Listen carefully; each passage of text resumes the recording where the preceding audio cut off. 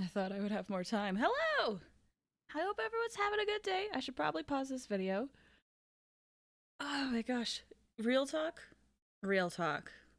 I'm really excited to be able to play this next part because I love the investigations and the class trials of Danganronpa so much. So much! So I'm really looking forward to this part.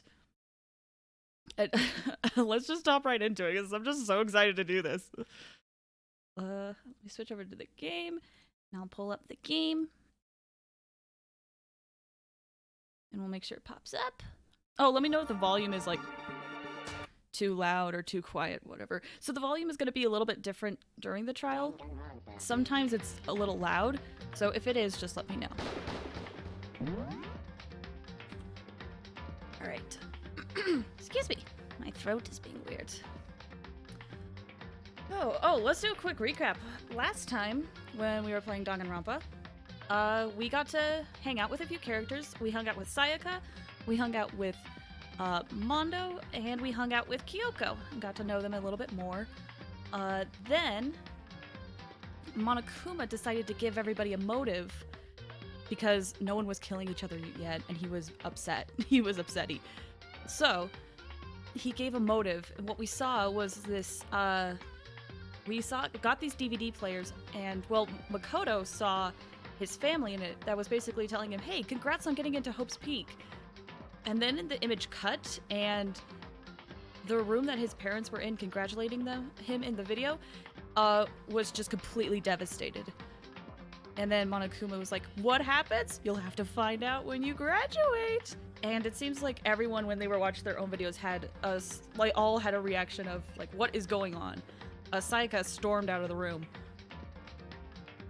And then, the very next day, well, so that night, Sayaka came to us and she was like, I think someone was trying to get into my room. I'm really scared. Do you want to switch rooms with me? And us being the chivalrous person we are, we're like, sure. So we switched rooms with her.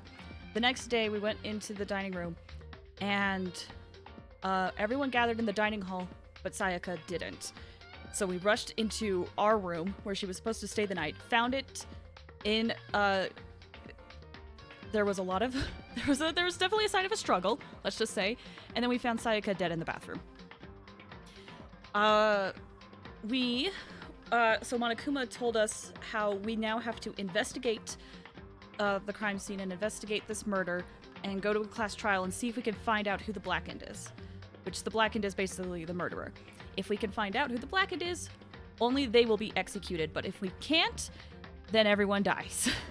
And Junko was furious hearing about this, and she actually attacked Monokuma, and Monokuma basically said, hey, you broke the rules, and killed her. So, we have 2 people dead. But, so I guess we technically have no choice but to participate, because if we break the rules, we're gonna die. So, that is what happened last time.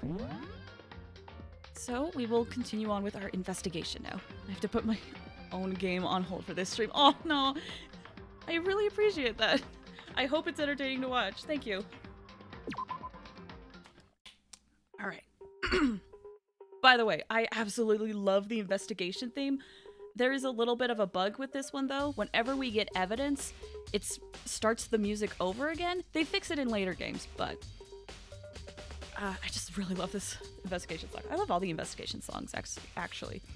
All right. I guess I should look through the Monokuma file we got before. The victim was Sayaka Maizono. The time of death is estimated to be around 1:30 a.m. The body was discovered in Makoto's room in the dormitory. All evidence suggests that the death took place in the bathroom. The cause of death was a stab wound in the abdomen. There was also an injury to her right wrist. Specifically, the wrist appears to have suffered a fracture. We have no choice but to push forward if we want to find out what happened. Somehow, I have to find out the truth, so that we can all survive. And for Sayaka, I have to find out how she was killed.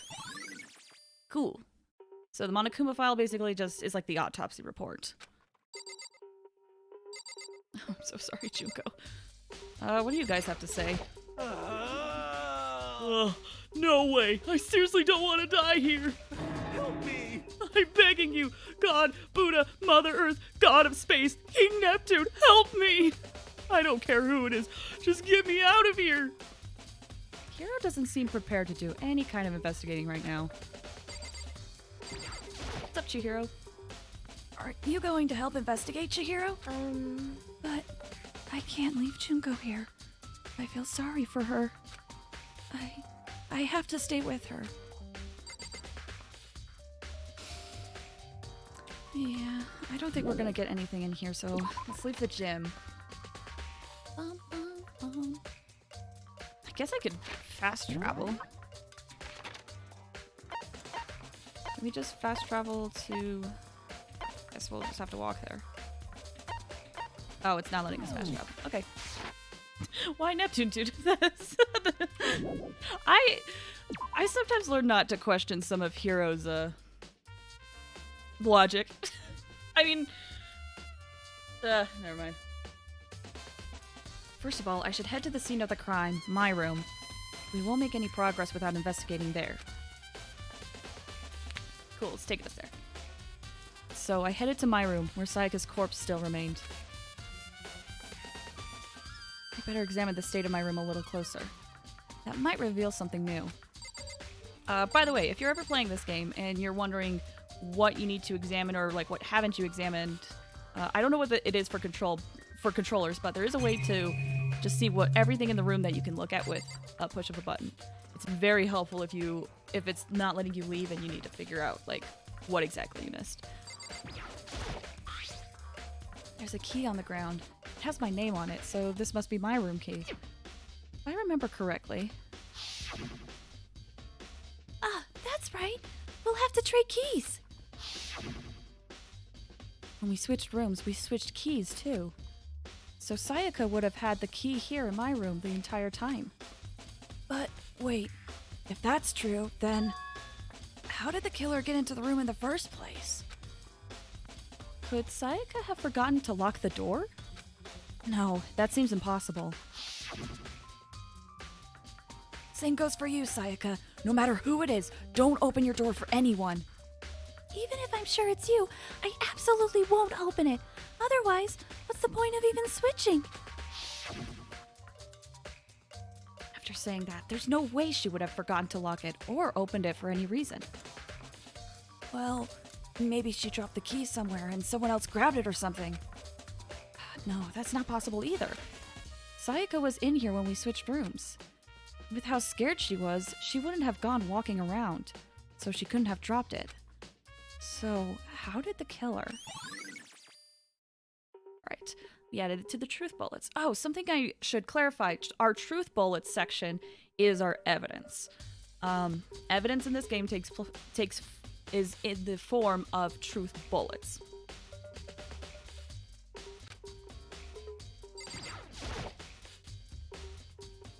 This is the replica sword I brought back for self-defense. Does this mean it was used in the attack somehow? And plus, it's been taken out of its sheath. I hadn't actually looked at the blade itself till now. Shouldn't be surprised it's coated in gold too. On top of that, some of the gold coating has come off of parts of the blade and the handle. Yeah, the handle especially is missing a lot of its coating. Remember, the coating sticks to you even if you just touch it a little bit.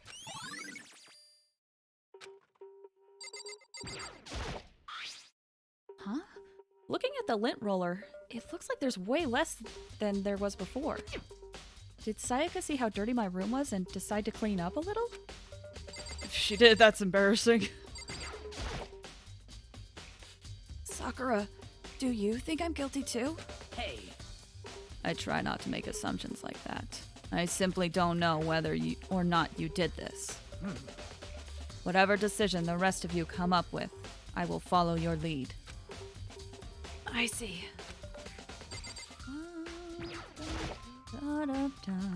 This is the replica sword I brought back for self-defense. Does this mean it was used in the attack somehow? And plus, the sword's been taken out, so it's just the sheath, but Huh? There's some scratches on this sheath. They must have been made with something sharp. But how did the sheath get scratched up in the first place? Even if someone used the sword during the struggle, it doesn't make sense for the sheath to be damaged. I mean, if you're gonna attack someone with a sword, the first thing you do is unsheath it. A heavy sheath like this would only get in the way. You could just slide off in the middle of the fight. So, why are there scratches on the sheath?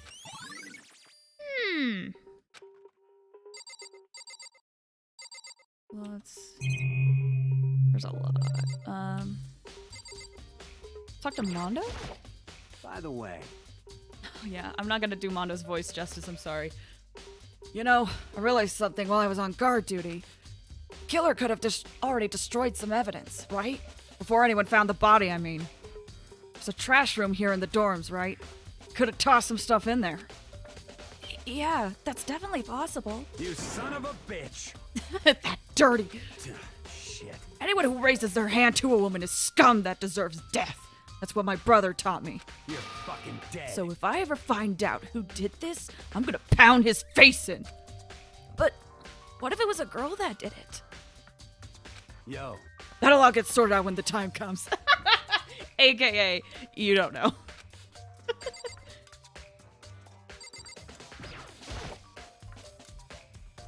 There's scratches and gouges on my walls and bed. Is that evidence of a struggle? Looks like there must have been some kind of fight in my room. It's right there in the other room. If only I heard something. Wait. That would not have been possible. Huh? Don't you remember? All of our rooms are completely soundproof. So something could happen in the room right next to you, and there's no way you can know. Well. Perhaps this was another of Monokuma's strategies, creating an ideal setting for murder.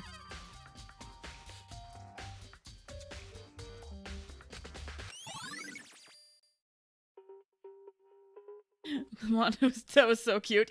Yeah, it was pretty great. Alright, evidence of a struggle is added. Is this worth anything? Let's see. Toolkit is still inside the drawer. I don't see any evidence that it's been used at all. Which makes sense, I guess. I mean, it's mine and I haven't had any reason to open it. I can't even imagine a situation where I need a toolkit like this. Yo. Oh, excuse me. Yeah, seriously. Oh, Mondo. What? We ain't What? exactly in the mood to be building furniture, right? So, you haven't used yours either then? What? Not just me. What? Nobody's busted theirs out yet, as far as I know. Actually, we were talking about it yesterday. By the way. None of the guys have opened their toolkits yet. Cause like, why would we?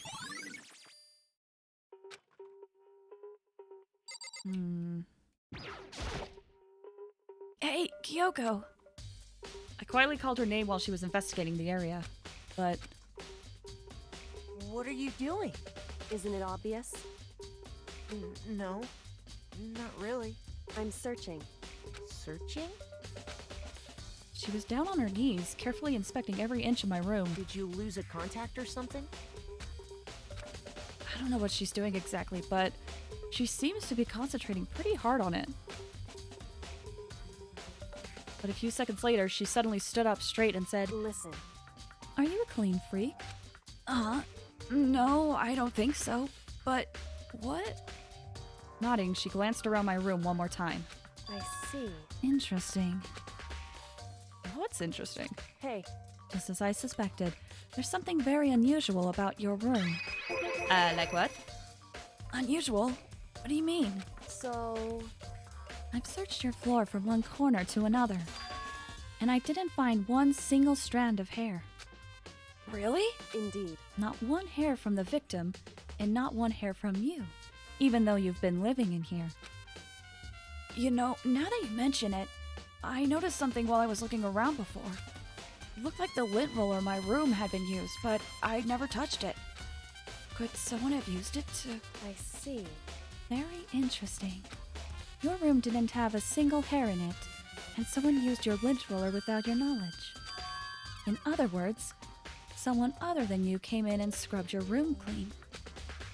Was it Sayaka? Or the killer? Well, And that's the question, isn't it?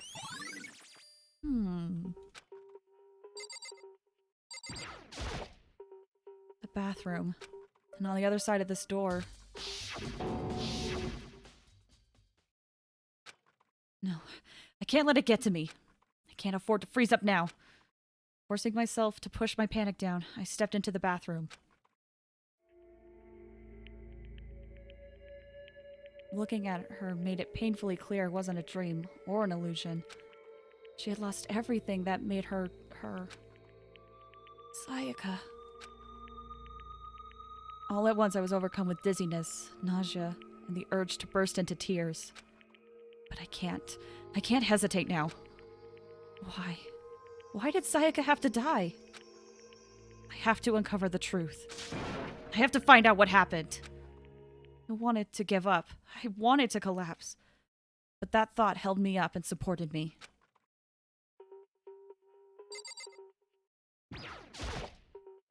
I told myself I simply couldn't face what I saw, but now's not the time to think like that. I pulled out the Monokuma file to verify what it said about her body. Some sort of sharp object has been thrust into her stomach. That must have been the killing blow. But whatever they used to kill her, where'd they get it? That's definitely something I should look into later. Also, according to the Monokuma file, Sayaka's right wrist is broken. Her wrist does look swollen and bloody, that's for sure. But there's something sort of glittery on her wrist, too. Right there, where her wrist is all swollen. There's something glittery. That definitely concerns me. Another thing that concerns me is some blood on her left index finger, but that's it. The palms of both her hands are totally spotless, so how come only her left finger?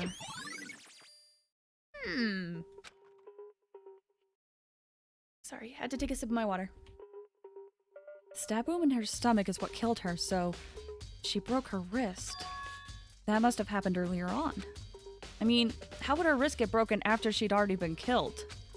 So it's very possible she broke her wrist during the struggle. The killer attacked Sayaka in the main room, which is when her wrist got broken. After that, the killer cornered her in the bathroom, where they inflicted the deadly wound. Okay. I looked past Sayaka to the wall behind her, and there I saw, written in blood were the numbers 11037. Did Sayaka do this?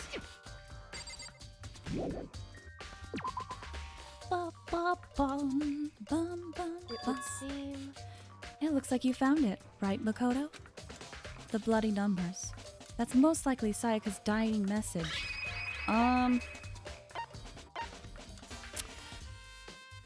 Frick, I can't remember which one I gotta do. Let's talk about the dying message. What do you mean by dying message? So... It's something a victim writes right before they die, usually as a way to tell people who killed them. But generally, whoever writes it doesn't make it totally obvious. They'll either write it somewhere the killer wouldn't notice, or write it out in code or something.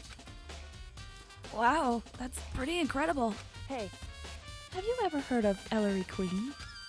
Who? Never mind. Nah, there's a lot. I guess I have to examine the bed? There are gouges here, like someone damaged it. What happened here? The wall? Scratches and gouges on my walls and bed. Yeah. We've already done this. Well, What have I not examined?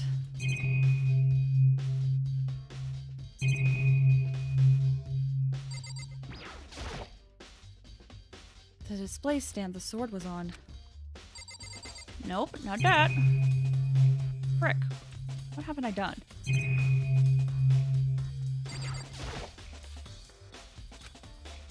Oh, I guess I did the wrong thing with Kyoko. Okay. It would seem... I've never seen something written in blood before. It's really her final message. It's as if she wrote it with life itself. Right. Do you often talk like an inspiring poet? But the numbers she wrote, what do they mean? 11037. I have no idea what that could possibly mean. So, The way she wrote the numbers makes me think she wanted to use her body to block them. If she wrote them in that location, while she was sitting the way we found her, it means she must have wrote them by turning only her hand toward the wall. If you were to write something in that position, do you know what the results would be? The results? well, Think about it. You're not gonna tell me? Makoto. You need to uncover the mystery of this case yourself. Otherwise, the case will end and you'll remain unconvinced. I have no idea what you're trying to say, but it's obvious you're not going to tell me. It sounds like Kyoko knows what Sayaka's dying message means. But honestly, I have no idea. Oh, I know who I should talk to. When it comes to numbers, who better to ask than the ultimate programmer? Makoto. There's one other thing I wanted to ask you about. Do you know how the door to your bathroom got broken? Broken? Oh, you mean how it gets stuck? What? Gets stuck? Yeah, I guess I'm the only one, but the door doesn't fit the frame quite right. Quite right. Quite right. When I first tried to use it, I thought it was just locked. But once you learn the trick, it opens no problem. Cool. Correct. So the door doesn't quite fit the frame, huh? But actually, I'm referring to the broken doorknob. The doorknob? That's right. You didn't notice? Well, just try closing the bathroom door. I'm sure you'll see right away what I'm talking about. I did what Kyoko said and shut the bathroom door. The doorknob. What the heck? The doorknob's practically about to fall off. Why is it like this? It would seem... Someone must have used a screwdriver or something similar to unscrew it. Whatever it was, it's obvious this was intentional. What? It was intentional? Why would someone want to do that? So... I guess maybe they were trying to get the door unlocked and ended up breaking the whole thing. But my bathroom doesn't have a lock on it. Only the girls' bathrooms can lock, right? She stood there for a while, lost in thought. Then, apparently struck with a sudden realization, she shot a question at me. Just a second. I have one more question for you. You mentioned earlier that your bathroom door would get stuck, right? Did you tell anyone about that? Well, I did tell Sayaka about it last night when we switched rooms. So what you're saying is, only you and Sayaka knew about it. Interesting. She had the slightest hint of a smirk on her face. I got the sense that she was really starting to get into all of this. I see. Then that clears that up. Oh, what clears what up? I'm so lost. Goodbye. Well, see you later. As if forgetting I was ever even there, she suddenly turned and left the room. Bathroom doorknob was added. Cool. I still don't really understand any of this, but I've already given my room a good once-over. Maybe I should look around somewhere else. I should start looking into where the murder weapon might have come from. And also, I should look into the DVD Sayaka got. With Sayaka dead, I have no choice but to see for myself what was in that video. On top of that, I'm sure there are some other areas worth checking out too. Maybe I should see what everyone else thinks. If they'll even talk to me, that is. Yeah, good question. Can I? Huh? This is definitely my room, but the nameplate has Sayaka's name on it. This is Sayaka's room, right? I just realized I'm doing his voice when I didn't need to. But the nameplate has my name on it. The nameplates on my room and Sayaka's room were switched. So all that effort I put into switching rooms without anyone knowing was totally pointless. But why would anyone do that? Alright, so... Oh my gosh, hi! You scared me, sir! Okay, so Kodo said we gotta give him room. We should look around somewhere else. Start looking into where the murder weapon might have come from. Look into Sayaka's DVDs. There's some other areas probably worth checking out. Alright, let's go into Sayaka's room to maybe grab that DVD.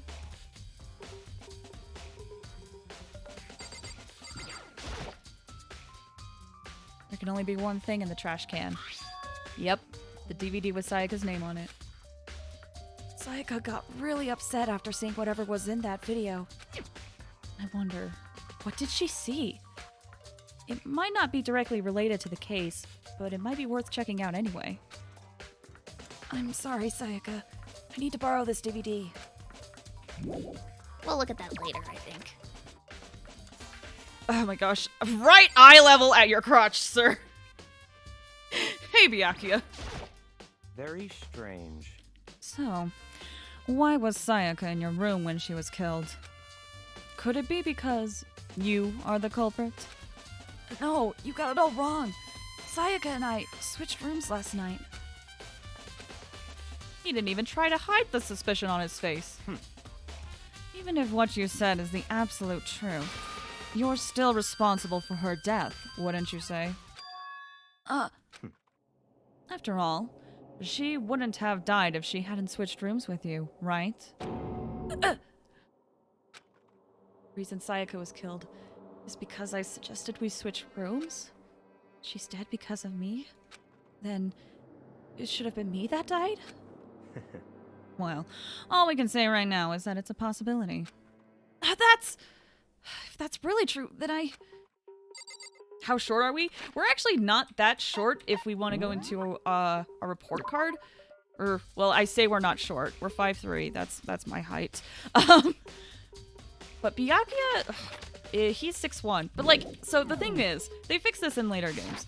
For some reason, they made our character, like, I forget what it's called, but the character controller, they made it pretty small, so that pretty much whenever we go up to anybody, we are, like, eye level at their crotch. So, like, is there anyone else around that I can show this off? Nope, I guess it's just these two. If we do it to Hifumi, we're just, like, right at his stomach. So, I think they just made the character controller small in this game. They do better in later ones, but it's... There's a reason why I talk to people from a distance. What's up, Leon?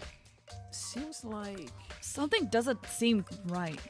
The Monokuma file said Sayaka was killed in your room. I just can't stop thinking about it. Could it be the nameplate? Oh yeah, we got that as evidence. Hey, Hifumi. Mm-hmm. I kind of like the view. Ooh, very strange. Mr. Naegi, what was Miss Maizono doing in your room? Let me just say this. Most suspicious. I will not allow you to dispose of any evidence in the trash room. Do you really think I'm guilty?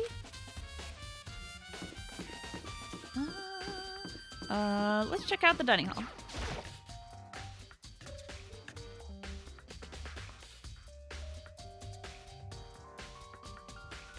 I don't got a lot of shame. That is welcome in this school environment. Sorry, I just remembered. I can't remember where that meme is from, but with Danganronpa, there was always this phrase that went around that said, "Spoilers are not welcome in a school environment." So that is welcome in the school environment.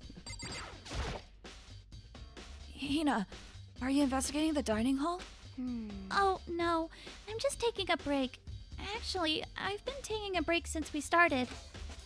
This is all a first for me, you know? I don't have the first clue what I should be doing. I know what you mean. And I don't know why, but being in the dining hall helps keep me calm. So I know I shouldn't, but I've just been kinda hanging around here. To tell the truth, I was doing the same thing last night when Sayaka was killed.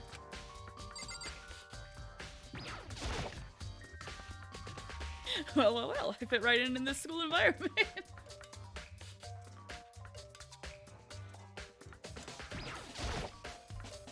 There are all kinds of kitchen knives here, big to small, but looks like one of them is missing.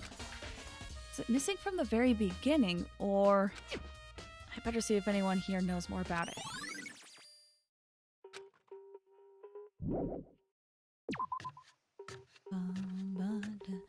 Let's talk to Hina about it since she said she was in here last night. Hey, so... did you notice that one of the kitchen knives that's missing from the dining hall? Yeah, totally. Yeah, weird, huh? I thought it was kind of strange. A knife just suddenly disappearing like that? Oh, so it wasn't missing from the beginning? Super happy it made you laugh. Well, I'm glad to make you happy. I love laughing, so I welcome any attempts to make me laugh, because it is fun to laugh. That's right. Nope. Last I remember, they were all lined up in a nice, neat row. So, when did you notice one of them had disappeared? Well, I went to go get some tea from the kitchen last night, and all the knives were still there. But when I finished my tea and went back into the kitchen to wash my glass, one of the knives was gone. So, you're saying the knife disappeared while you were drinking your tea in the dining hall? Yeah. In other words, you were right there in the dining hall when someone came and took it. Then you should be able to say for sure, you could tell everyone I didn't come to the dining hall last night. Which proves I didn't take it. Nice. Hey, by the way, did you really kill Sayaka? What? It's just literally Makoto's like, awesome, she could prove my innocence. And then she's like, Did you do it? of course not. I would never. Hina, do you really think I murdered her? Well, she was killed in your room, right? So, you guys were supposed to be friends, right? But you still killed her. On the other hand, two people becoming good friends, then one killing the other is a classic drama setup. So, when you consider everything together, I honestly have no idea. Unless you're dying of laughter like a sim. Yeah, I heard that was a thing in, it's the Sims. How many Sims games are there? In the most recent Sim game that is being updated a lot, they have it so you can die from, like, extreme emotion, right? So it's possible for someone to die of laughter, because they're just, like, happy or crazy or whatever. Can I? Yes.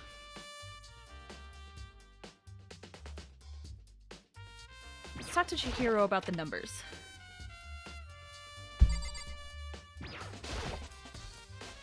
Hey, Chihiro. I was hoping I could ask you something. Huh? Oh, Sims 4? Thank you. Oh, what is it? Before she died, Sayaka left a message. She wrote out the numbers 11037. Do you have any idea what these numbers might mean? Like, could they be a code or something? Sorry, no. Chihiro slowly shook her head. I'm sorry. I just don't know. Okay, well, don't worry about it. Thanks anyway for trying. Even she doesn't know. Or could she maybe know more than she's letting on? No, couldn't be.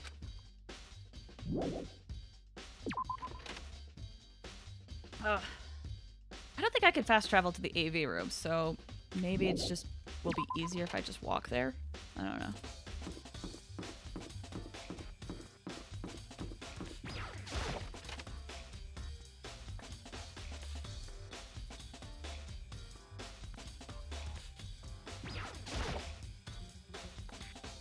I should be able to use this to see what's on the DVD.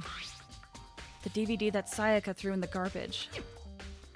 Sat down in front of the screen and put the DVD in the player. I pushed play. The screen was dark for a few seconds, but then an image slowly appeared. It looked like some kind of concert. And standing on stage, front and center, was a face I recognized all too well. Sayaka. She was there, along with the friends she had been so... along with the friends she said had been so important to her. She was positively glowing there in front of the crowd, so full of life. Seeing that image made it even harder to accept that she was dead. My vision started to blur and darken, and then that voice I'd come to despise so much began to float out of the speakers. Sayaka Maizono, the ultimate pop sensation, lead singer for a world-famous all-girl pop band. For these girls, the glowing spotlight only made them that much more beautiful. But then... Suddenly, the screen went dark. And in the next moment, I saw something I could hardly believe. What the? Sayaka had disappeared from the stage, which was now in ruins. But what I noticed even more than that was the figures of the other girls, who had all simply collapsed. This ultra-successful team suddenly fell apart. None of them will ever perform on stage again. None of them will ever feel the warmth of the spotlight. For Sayaka, there's simply nowhere for her to return to. So here's the billion-dollar question. What, oh what, could have caused the group to go to pieces? Look for the answer after graduation. Without warning, the video cut off. What the? That wasn't real, right? They're a super famous pop group. Everyone knows who they are. Is he trying to say he was even able to get to them? If that really did happen, everyone in the outside world must be going crazy. What kind of person would take things this far?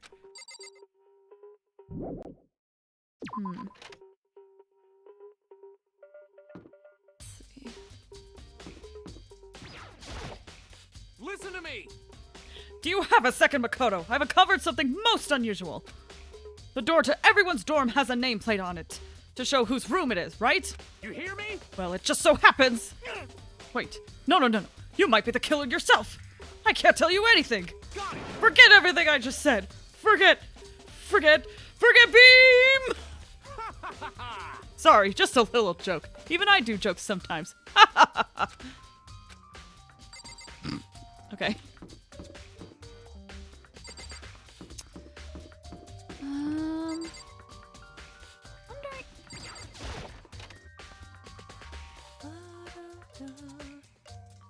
Is there a place I forgot to investigate? Does Hero say anything different? Let's see. Help me! Not really. Okay, Junko. Jeez, I gently placed my hand on Junko's lifeless body. Yeah, there wasn't anything else to say. She was gone. Alright.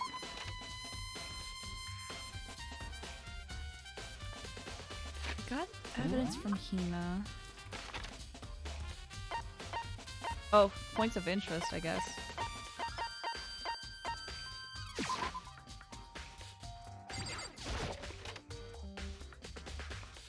Yeah, I should mention the explanation points on the map show points of interest to check out. There's a sturdy gate here. A way to get past. Monokuma appears! It's the end of the line! The trash room. This is all where the trash in the school eventually winds up.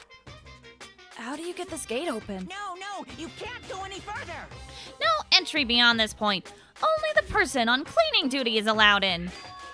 Cleaning duty? No, you can't go any further! Who's on cleaning duty? No, you can't go any further! This is stupid. It'd be faster to just go around and ask the others. No, you can't go any further! Okay, let's find out who was on cleaning duty.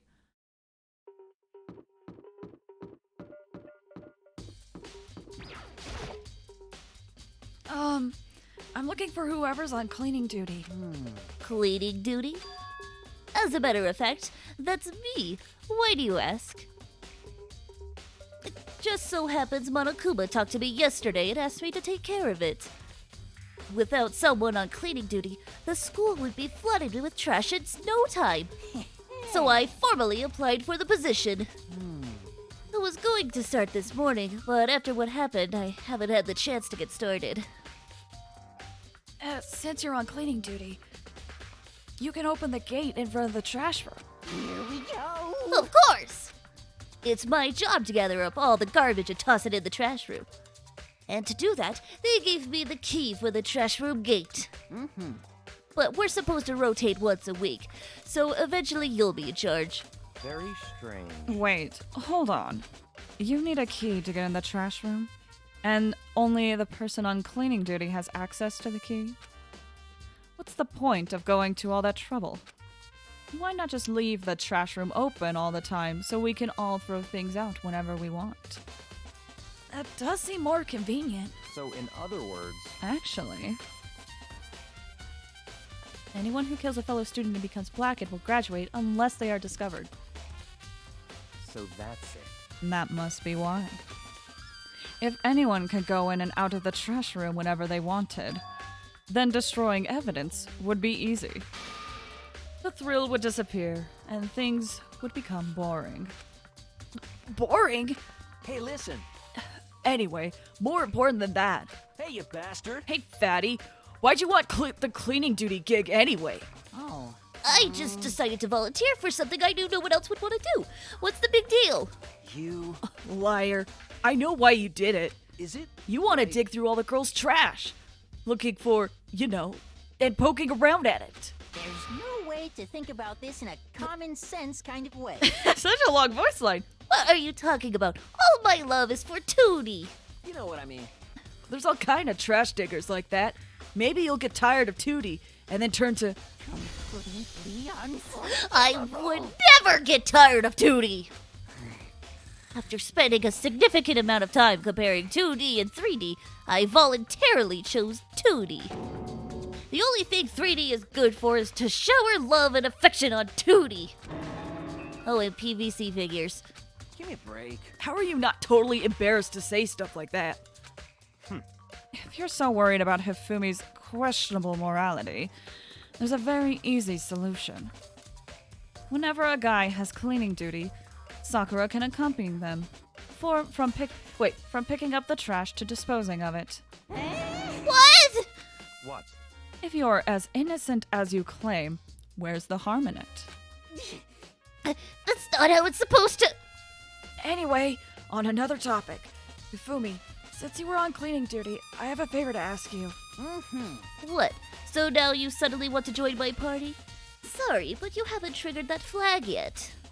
I mean, you haven't helped me recover from a past trauma, or save a village, or beat a boss. No, nothing like that. I was just hoping to get into the trash room and look around. You.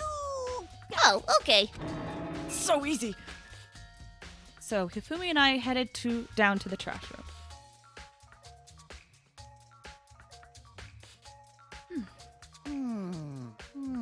You'd like me to open the gate, wouldn't you? You know, when I look at it, it makes me think. They said he killed his wife. He learned how to get by on the inside, but he never stopped dreaming. Get busy living or get busy dying, he said. So him and Rita, they found themselves a way out. Whatever, please just hurry up. Okie dokie, leave it to me. Hifumi pulled a key out of his pocket and used it to flip the switch next to the gate. And then... Mr. Naegi. However, Mr. Naegi, Without a doubt. surely you aren't planning to use the trash room to destroy evidence, are you? You fiend, you planned this all along. No! I just wanted to see if the actual killer had tried to destroy any evidence or not. But the actual killer is you, isn't it? You want to see if you left anything behind. Wait, maybe in a parallel world? Whatever, let's just hurry up and keep looking. This is the incinerator. It's way in the back part of the trash room. It's a good 30 feet from here to the gate. And it's on right now! Do you see the green and yellow buttons next to the mouth of the incinerator? Yes, indeed. It's a pretty simple setup. You press the green button to get it going, and the yellow button to turn it off. Sooner or later, you'll be on cleaning duty, so make sure you learn this before you leave, okay? Huh? Someone turned the incinerator on! That's very strange. quite certain it was off last time I was down here. Was it a fairy? Perhaps it was the work of a fairy? Ifumi, do you realize what you just said? The fairy? No. You said that last time you were here, the incinerator was off. Ah, yes. About that, there can be no mistake. If I've got one thing going for me, it's my memory. I'm jealous. My memory is garbage. I feel as if... Oh, I guess I'll do deep voice. Yesterday, as soon as I was appointed, I came down to check the place out. It definitely wasn't on then. I haven't been back to the trash room since then. And also, I'm the only one who has the key to open the gate. Most suspicious. It should be impossible for the incinerator to be on. And yet... So that means someone was able to switch on the incinerator without opening the gate. But how is that possible?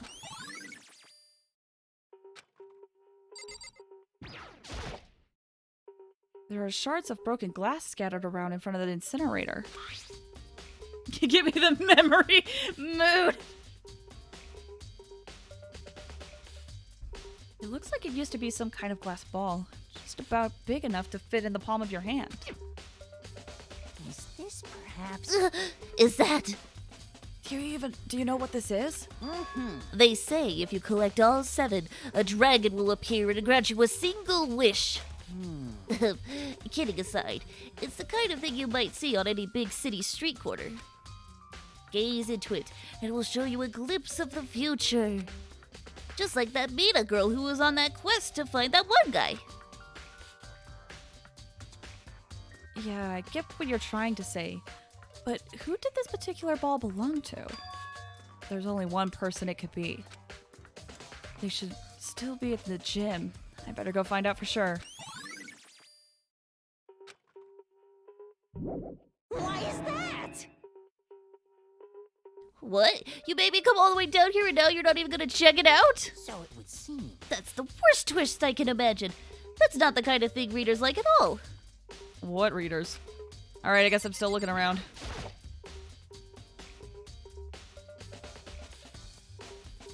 The green button turns on and the yellow turns it off. Or so it seems anyway. Alright, let's talk to Hifumi, I guess? Mr. Naegi, you seem a little down. Really? I wonder why I would be down. It's almost as if someone got murdered. If you need help lifting your spirits, call me on me anytime. Come on, come on. I got all kinds of stuff that might help cheer you up. What am I missing? Okay, I guess I thought I was examining that earlier, but okay. There's something on the ground in front of the incinerator. Looks like a burnt piece of something. A burnt piece. Like a hug? Like a hug of burning love? Anyway, looks like a piece of cloth. And the shape, it's part of the sleeve from a buttoned-up shirt. And now that I look at it, that's definitely blood on the cuff. Which means he's peddling the good stuff. This is all that's left of some of the evidence that the killer destroyed.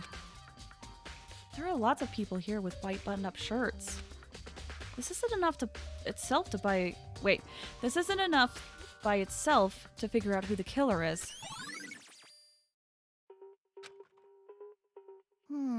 This whole thing is quite strange indeed. When I was here last, the incinerator was off, and those glass shards and burnt clothes weren't. Completely unforgivable. What does it all mean, Mr. Naegi? Will you be confessing soon? Why me? That's it. Everyone already knows you did it. All the mysteries are being solved one by one. Sounds like he's living out one of his comic book fantasies. Bye! I gotta go to the gym.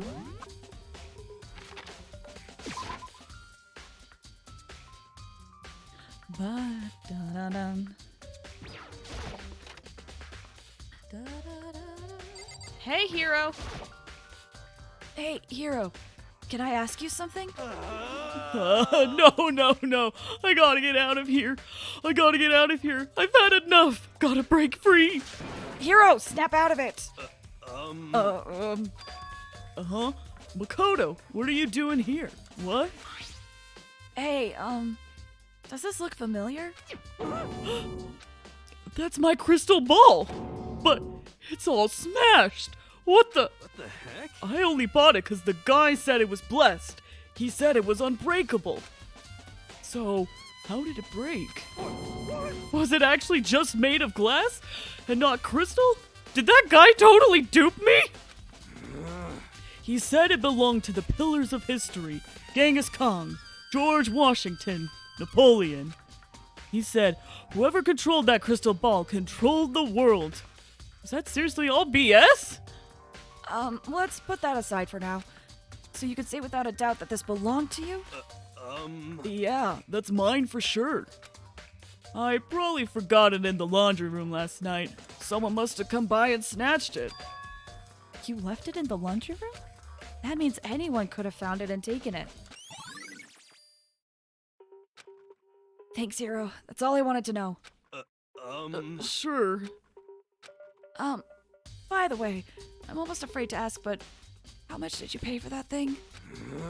Everything I saved up from fortune telling for 2 full years came out to be like $1 million. $1 million? That's pretty cheap, actually. I mean, considering it gives you the power to control the world. That's just too stupid. Can't even feel bad for him. Ding dong bing bong. That means it's time.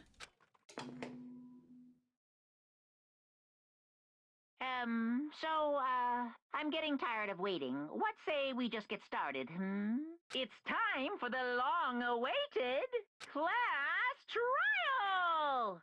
Hero's hair bugs you. It's like an interesting mix, like, of 3D. Like, it looks like they did it 3D and then colored over it 2D. Now then, allow me to appoint a proper location for the proceedings. Please go through the red door on the first floor of the school. See you soon! The red door on the first floor. That's where I should go. No, where I have to go. Well, there's the door. Okay.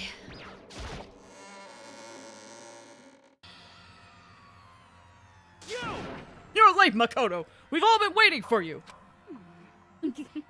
I bet you were afraid you would be discovered as the murderer you are. Listen to me! Let's not jump to conclusions just yet. Save that for the class trial. There, we can all reveal the details of Makoto's crime. So they really are convinced I did it. But I didn't do it. Me and Sayaka both know that all too well. But then, who is the killer? The one who murdered Sayaka. Is it really one of us?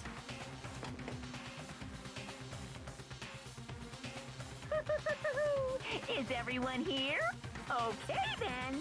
Please board the elevator in front of you, which will transport you to the courtroom, where all your fates will be decided.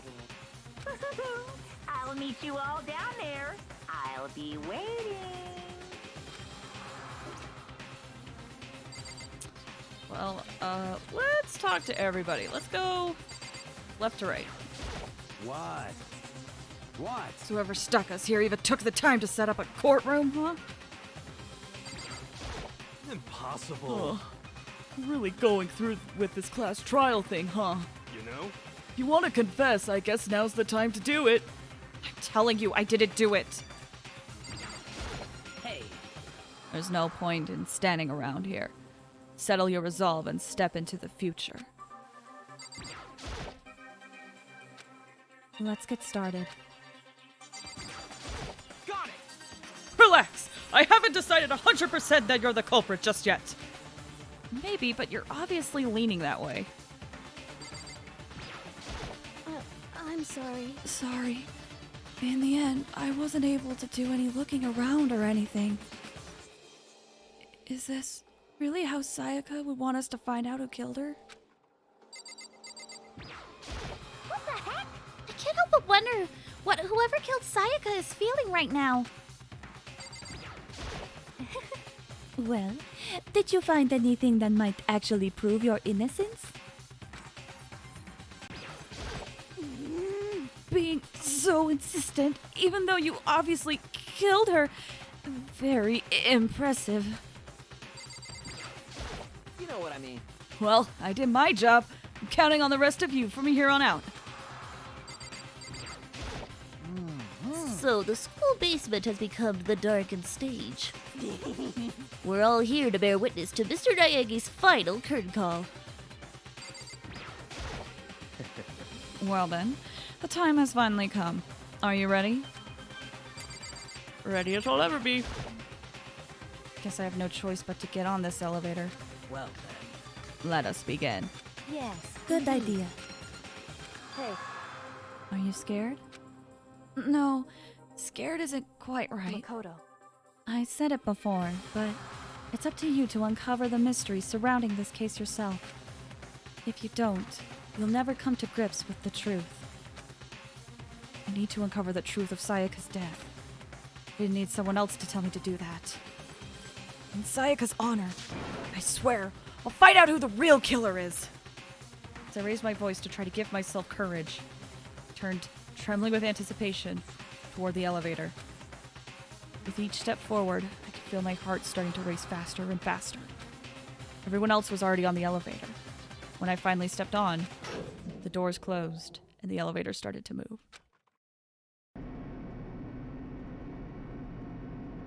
The steel box descended with heavy clunking sounds toward the school's basement. I wonder if this is how a death row inmate feels when his time's finally come. Oh. Rather than that, is it not more like a defendant waiting to receive his judgment? Oblivious to our shared anxiety, the elevator lowered us further and further into the bowels of the school.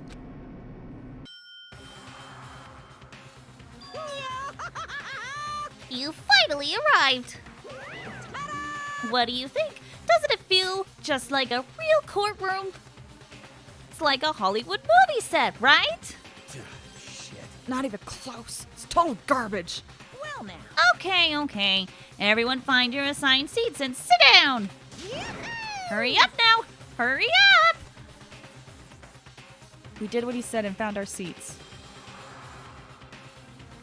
The seats were arranged in a giant circle. It was set up so that everyone could see everyone else, which also meant it'd be easy for anyone to transfer their tension and unease to anyone else. The air seemed to grow heavy as we sat there. And so, the curtain on our first case opened. A deadly judgment, a deadly deception, a deadly betrayal. A deadly riddle, a deadly defense, a deadly faith, a deadly class trial. Yes, we would like to save. Alright, so, perfect timing. We've hit an hour mark, so that means it is time to take a break. We will be right back with the game in just a moment. This is the best time to stretch your legs, go to the restroom and whatnot. Just do what you gotta do, because class trial is like, this is where the fun begins. At least for me. I love this next part. Alright. Sound good? We'll be back in about 5 or 10 minutes, okay? Alright. Be right back!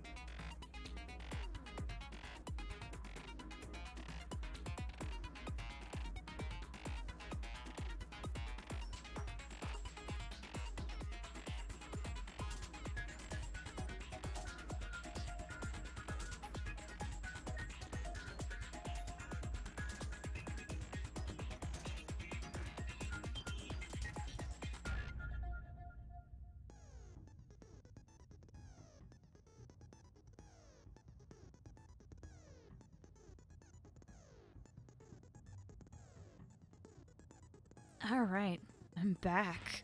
Who's ready for a trial? I am. I'm so excited. All right, pull up the game. Before we dive into the trial, though, this is a good time to set some skills. As I mentioned in the previous part, the main reason you want to hang out with people is so that you can get skill points to equip skills and also get skills from them. Last time, when we hung out with Sayaka, we got the skill Melodious Voice. This won't really make sense if anyone's watching this blind right now, but increases the damage to the opponent when a statement is destroyed. It's effective during bullet time battle. Okay, that's helpful. So I'm going to equip that. We have 11 skill points that we can play with. Since we only have one skill, might as well just equip it. Anything is beneficial. Typically, in your playthroughs, you will always have this skill because hanging out with Sayaka is part of the tutorial. So, it's... if you can just equip a skill and you aren't really sure what it is, what am I trying to say? Basically, if this is your first playthrough, and you're like, I have the skill points for this is going to be useful, just equip it. Just equip it! It's useful. That's what I'm trying to say. Before we continue, maybe it could be good to go through all of the truth bullets that we have, just to refresh everybody's memory. So, the victim was Sayaka Maizono. The time of death is around 1:30 a.m. The body was discovered in Makoto's room in the dormitory. The death took place in the bathroom. Oh, hold on. Boop. Had to ban a bot. Sorry. Alright, the death took place in the bathroom. The cause of death was a stab wound to the right abdomen, and her right wrist appears to have been fractured. There are a number of scratches and gouges on the bed and walls in Makoto's room, so that's evidence of a struggle. The replica sword. Makoto took this from the gym entryway and put it in his room. The sword was found out of its sheath on the floor in the middle of the room. The sword handle was missing some of the gold coating, as was part of the blade. Makoto took this from the gym entryway and put it in his room. The sheath was found some distance from the sword itself, and it shows evidence of being scratched with a sharp object. Switching rooms. On the night of the murder, Makoto and Sayaka traded rooms and room keys. When the victim was discovered, Makoto's room key was also found in Makoto's room. Sayaka had originally asked Makoto to switch with her when someone attempted to force their way into her room, and she became frightened. The toolkit. This had been placed in Makoto's room before he arrived. It remains unopened, and there is no evidence of having ever been used. All other male students claim that they haven't used theirs either.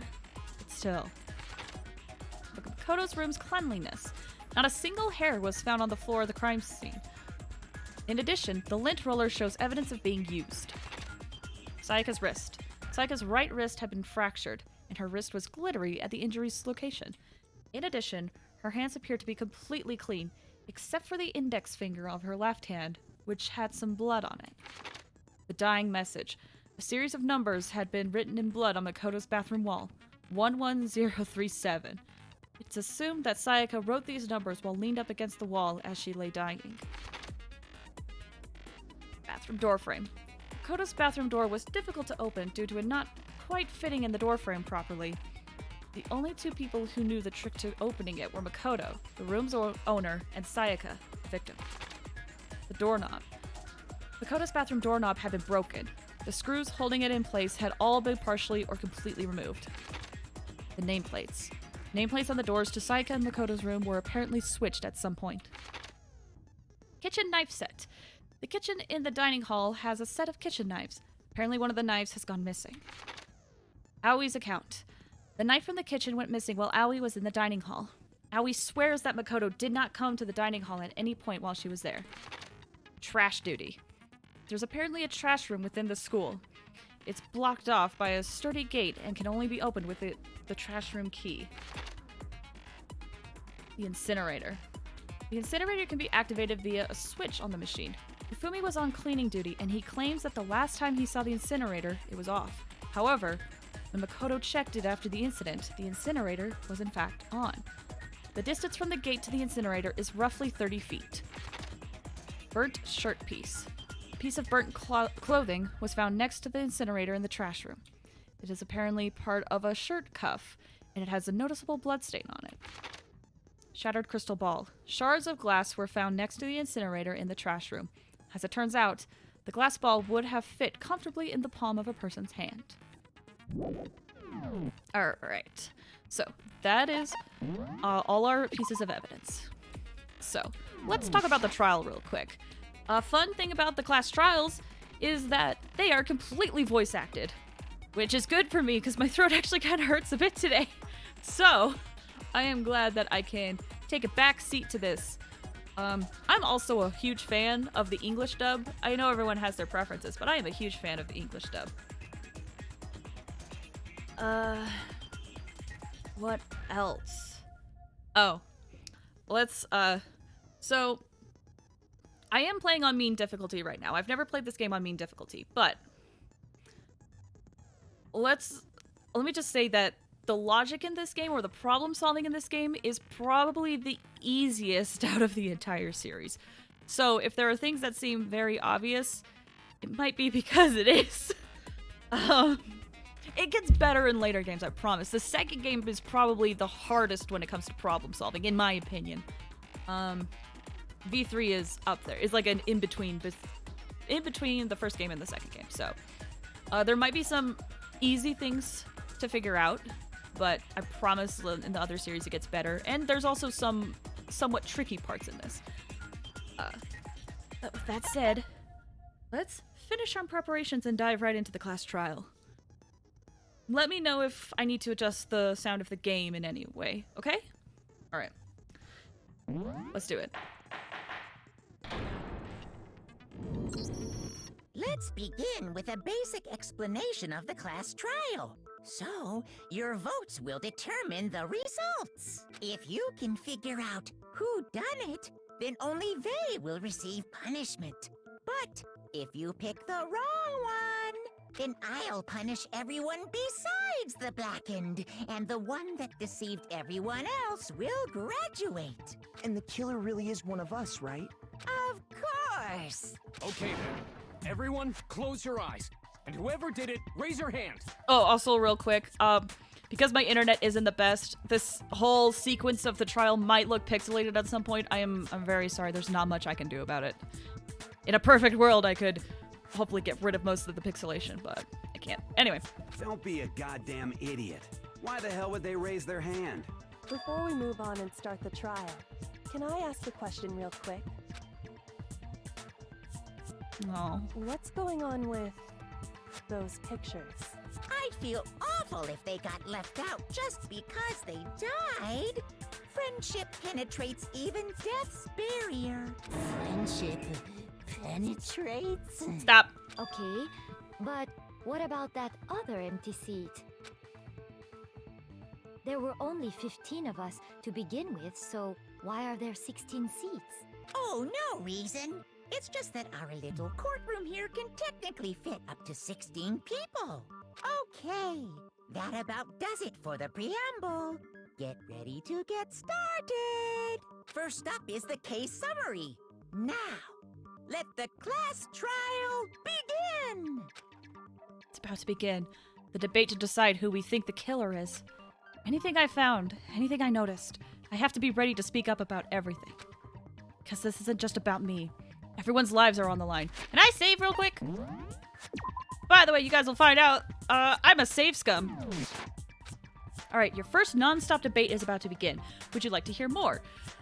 Sure. Let's do this. So I will say the tutorials, sometimes it's hard to follow. It's better if you have a visual of what's going on. But it does its best. Alright, so as things progress during each class trial, you will engage in a number of non-stop debates. During these discussions, characters will speak one after another without pause. It's up to you to unearth any lies or contradictions buried within their statements.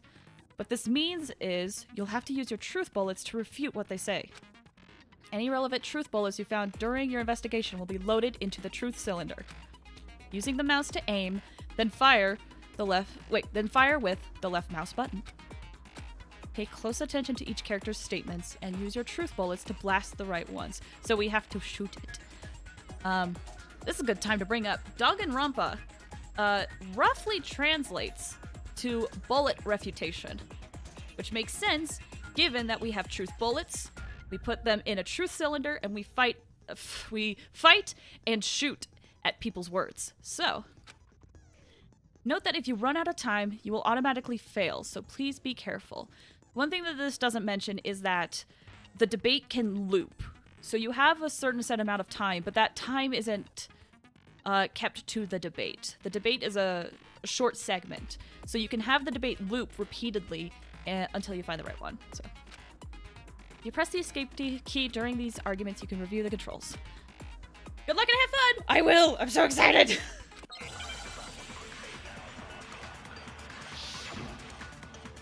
Alright, we have evidence of a struggle.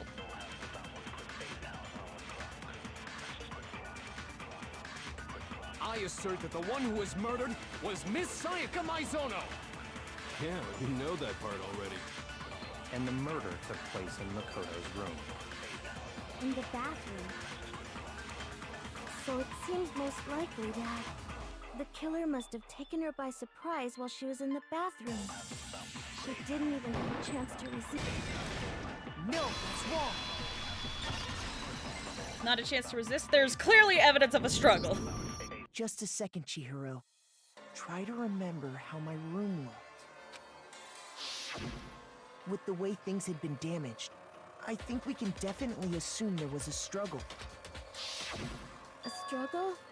Between who and who? Between Sayaka and the killer, of course. So you're saying Sayaka wasn't caught by surprise in the bathroom? She must have been attacked in the main room first. Then, she ran to the bathroom to try and hide. The killer followed her in, and that's where they finished the job. That much should have been obvious after taking one look at the scene. It shouldn't even need explaining. Sorry. Okay, so what's next? Next is the subject of the murder weapon. Wow, this is starting to sound like a real trial. We need to determine what was used to kill Sayaka. I forgot to save, but it'll be fine. Kitchen knife set. I'm on main difficulty, by the way. I should be, so I'm on the hardest difficulty. So what was used to kill her? There was some kind of sharp object thrust into her stomach. Without a doubt, that is the murder weapon. So the killer used some random knife they had on him. I'll get to that. How could anyone do something like that? That son of a bitch. Hold on. I feel like what I just heard is different from what I already know. Yeah. So what was used to kill her? There was some kind of sharp object. Let me speed this up. So the killer used some random knife they... No, that's wrong. It was not some random knife. No. I do think it was a knife, but not just any knife. I'm almost positive it was a kitchen knife. Huh? A kitchen knife? After the murder, we discovered that one of the knives from the kitchen was missing. Which means that knife must be the murder weapon. Oh, yeah. I guess that makes sense. You could sort of see the weapon sticking out of her stomach. Could, sorta? Sir!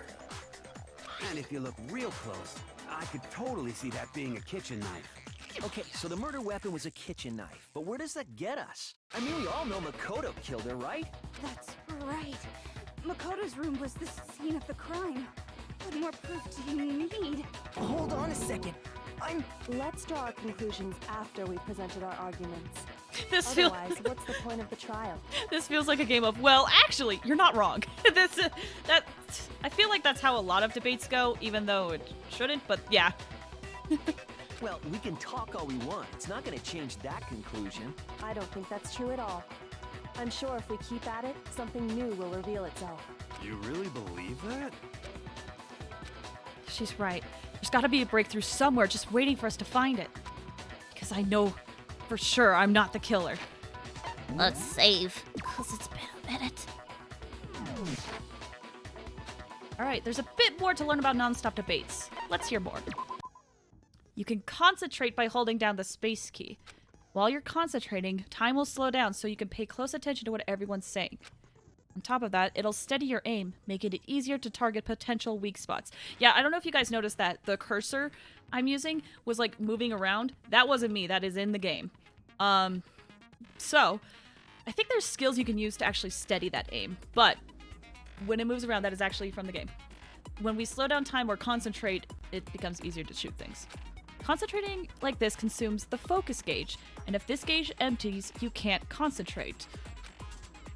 But the focus gauge will recover over time, so let your brain take a rest. No need to rush. Yeah, it recovers over time, so don't feel like you can only use it in certain intervals. As long as it recharges, you can use it whenever. I wish I could have given the impression of the snooty nerd who knows everything. Yeah, mood. I wish I sounded confident in what I said and know everything. Anyway, let's solve a murder. Alright, we have Aoi's account, which is about us not going to the kitchen. So I guess there's no question that the kitchen knife was the murder weapon. But where does that get us? Makoto must have taken it from the kitchen, right? He did it in secret when nobody was in the dining hall. And then he went and stabbed Sayaka with it. So he really did do it. Yes, and it's been decided. We've reached the end. No, we haven't, sir. We have not. All right. I didn't take the kitchen knife. No matter how many times I repeat myself, you won't believe me. Well, we have. So I guess there's no question. We have an that the eyewitness. kitchen knife was the murder weapon. But where does that Makoto must have taken it? Did it in So this is concentrating, by the way. Nobody was in. No, that's wrong. You'll notice that when we did it, everything Okay, slowed wait. down. Hold on. I didn't take the knife from the kitchen. Next, you're gonna say you're not the killer, right? Go ahead and say it all you want. Well, what if I have a witness? What do you think, Hina? Huh? Remember what you were telling me earlier? Please don't forget now, girl. Well, I went to go get some tea from the kitchen last night, and all the knives were still there. But when I finished my tea and went back into the kitchen to wash my glass, one of the knives was gone. So, you're saying the knife disappeared while you were drinking your tea in the dining hall? Yeah. Just to be perfectly clear, the knife disappeared while you were in the dining hall, correct? Yeah, that's right. And at any point while you were there, did you ever see me come into the dining hall? No, I don't think so. You don't think so? No, he definitely wasn't there. There you go. The knife disappeared while Hina was in the dining hall. But I wasn't there the entire time. In other words, there's no way I could have taken the knife. Okay, then what about this? What if the idiot swimmer girl and Makoto are in on it together and lying to protect each other? Idiot swimmer girl? Oh, and more importantly, why would I get involved in something like that? Speaking of which, I'd like to ask the bear, if there is an accomplice, do they also become blackened? So you ask, and so I shall answer. Each murder is allowed to have an accomplice, but only the one who does the killing will get to graduate. So in other words, two people can work together, but one of them has no chance of profiting from it. Then there's no way anyone would work together, right? But what if they did work together, and they just didn't know about the rule? Good grief! Enough already! No, okay? There are no accomplices in this case! Oops! Did I say that out loud? Anyway, I didn't go to the dining hall, and I didn't take the knife, so I'm not the killer. Okay, so then, who did take the knife? Hina seems the obvious candidate. After all, she just said she was in the dining hall. No way! I swear it wasn't me! Sure, but can you or anyone else prove that? I can. Oh? That's right! Sakura was with me the entire time I was drinking my tea. I hate to have to ask, but just to be sure, Sakura's... Me. Right. But then, couldn't either one of them have grabbed the knife? Actually, no. Because, well... Just spit it out already. I stayed in Hina's room last night. I got so scared thanks to those creepy videos. I wasn't really thinking. I just asked her to stay over. Which means we have airtight alibis. You stayed over? Doesn't that violate one of the school regulations? We're not allowed to sleep anywhere but the dorms, but it doesn't say we have to stay in our assigned room, so I don't think that's a problem. It is a problem! A boy and a girl spending the night together? It's unwholesome! But I'm a girl. You are? Oh my gosh, I'm so sorry! At least he apologized. But if it wasn't either of you, then what other possibility is there? Oh, this is a good time to say, I believe, for those of you who are playing Genshin Impact, the person who voices Taka voices Diluc in Genshin Impact. And I'll be honest, I didn't realize that's how you said the name. I saw that name and I was like, is that Diluc? Diluc? Diluc sounds so much better than Diluc. I'm pretty sure the same voice actor. Anyway. Actually, there is one other possibility. Right, Hina? Oh, yeah, that's true. One other person did come to the dining hall while we were there. Why didn't you say so in the first place? Well, because they're not here anymore. Oh? Someone who's not here? Are you talking about... Sayaka. She's the one who came to the dining hall. And then later, she wound up dead. Sayaka? Okay, so the person who took the knife from the kitchen was Hina, Monokuma, or Sayaka. It's Sayaka. I got it! Then, Sayaka is the one who took the knife?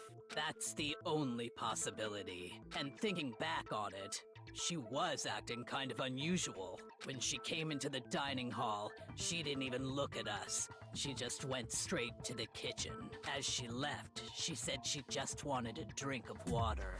But most likely... And the person who took the knife was the victim herself. I'm sure she just took it for self-defense. So you're saying the knife she took was then taken from her, and she was killed with it? In that case, you may not have taken the knife, but you still could have killed her. What? See? He did do it after all. No, you're wrong. So, that's how you would twist the argument and send us all off in the wrong direction? You possess a most terrifying talent. I'm the ultimate lucky student. I don't know what you mean. If I don't do something, they're gonna blame me for the murder. Don't they understand? Well, I hope they understand my safe scum. Okay. If they convict me, everyone's going to die. Hold on. It's still too early to decide conclusively that Makoto is the killer, wouldn't you say? Thank you. Because you see, if the room did belong to the killer, then they did something most bewildering. Oh yeah. And until we unravel that little mystery, you simply can't declare that he's the killer. Bewildering? What the hell are you talking about? Something was missing from the scene of the crime that by all rights should have been there. You know what I'm talking about, don't you? Your first... Oh, the easy Hangman's Gambit. Alright. First Hangman's Gambit is about to begin. So this is another minigame that can happen during the trial. As things advance further in the class trial, the Hangman's Gambit will eventually take place. The point of this is to reveal an important phrase related to the incident in question. You'll have to deduce the phrase from the letters flying around and the letters already known. Complete this phrase by shooting down the flying letters in the right order. Use the mouse to aim, and then we use the left mouse button to shoot the letters. If you shoot down the wrong letters, we'll suffer damage to our influence gauge. Oh, I should mention, the influence gauge, I don't know if you guys saw during the non-stop debate. Our focus gauge had stars on it, I believe. There was a bar above that had hearts. That's our influence gauge. When that goes down to 0, it is game over. So. There we go. We fail. Well, I can have fun. So basically this game is just basically fill in the blanks, if that makes sense. Fill in the blank of a word or phrase. It's typically a word. Typically. I think there's like one or twice where it's a phrase, but...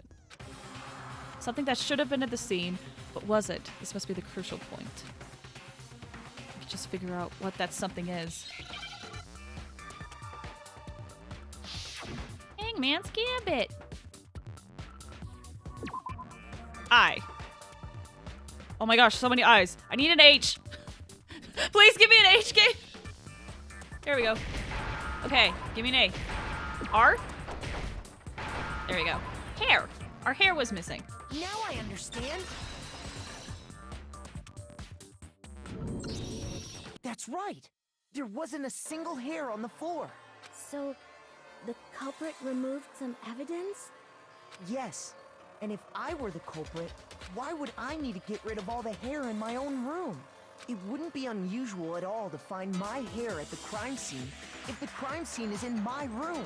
The reason all the hair was gone was to remove any trace that Sayaka had ever been there. That makes sense, does it not? No. If that were the case, they would have had to do something about the body itself, not just her hair. Yes, very true, very true. Okay, then why wasn't there any hair on the ground? The killer got rid of it all, of course, to remove any trace that they had ever been there. Wait, then that means... Precisely. It's simply beyond reason to believe that the room's owner and the killer are one and the same. Then, Makoto isn't the culprit?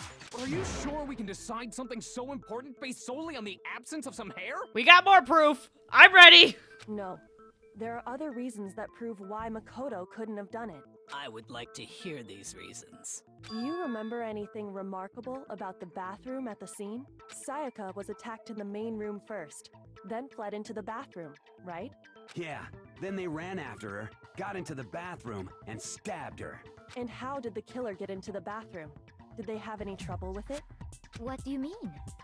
It's fairly certain that the killer had some trouble getting into the bathroom. There was clear evidence left behind. Do you remember, Makoto? I do, but I still choose to save. The killer struggled getting into the bathroom, and the evidence that proves it is... It's the doorknob, isn't it? It's either the doorknob or a door frame.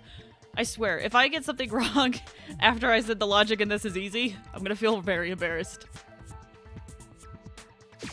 I got it! Thank you. Evidence that the killer had trouble getting into the bathroom. You're talking about the doorknob, right? Huh? The doorknob? The doorknob Oh, for I my skipped that. bathroom. My bad. It was completely broken. See how the top part was unscrewed? And the doorknob's about ready to fall off? Oh yeah, true. But what does it mean? In trying to bypass the lock, they ended up nearly removing the entire doorknob. This is another most bewildering act for the room's owner. It proves Makoto is beyond suspicion. So what? You're saying he wouldn't break the door in his own room? But if the only choice you have is to break it, you break it. There's nothing bewildering about it. You still don't see? Okay then, let's take another look at how the incident unfolded. Hopefully that will help you understand. Kyoko said it was a bewildering act. Almost didn't notice it at first, but is that the key point here? Maybe! Alright, let's learn more about non-stop debates. Here on out, the number of weak spots will start going up. So in the past ones we did during the debates, there was only one weak spot.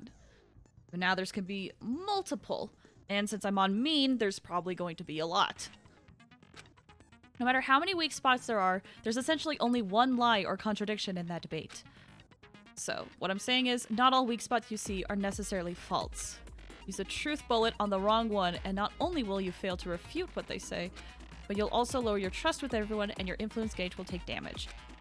Now, this is important because, yeah, if it goes to 0, we fail. So we have to rely on logic to determine which weak spots are actually contradictions. Alright, let's do it! Whee!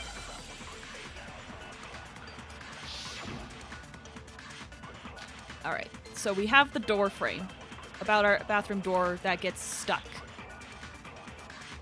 The incident took place in Makoto's room.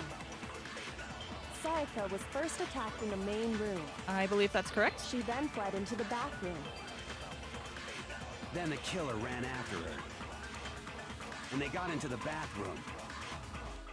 At that point, the killer had to try and bust down the door. Because Sayaka had locked it. And finally, the culprit had Sayaka cornered. To finish the job, they stabbed her with the kitchen knife. It was you, wasn't it, Makoto? Admit it. We already know the answer. Do we though? obvious that my bathroom door wouldn't open. The real reason is... The incident took place in Makoto's room. Sayaka was first, she then fled into the... Then the killer ran after her. And they got into the bathroom. At that point, the killer had to try and bust down the door because Sayaka had locked it. Ah, balls! I missed it! Oh, we're so close! The culprit had Sayaka point. To finish the job. It was you! We already know the answer.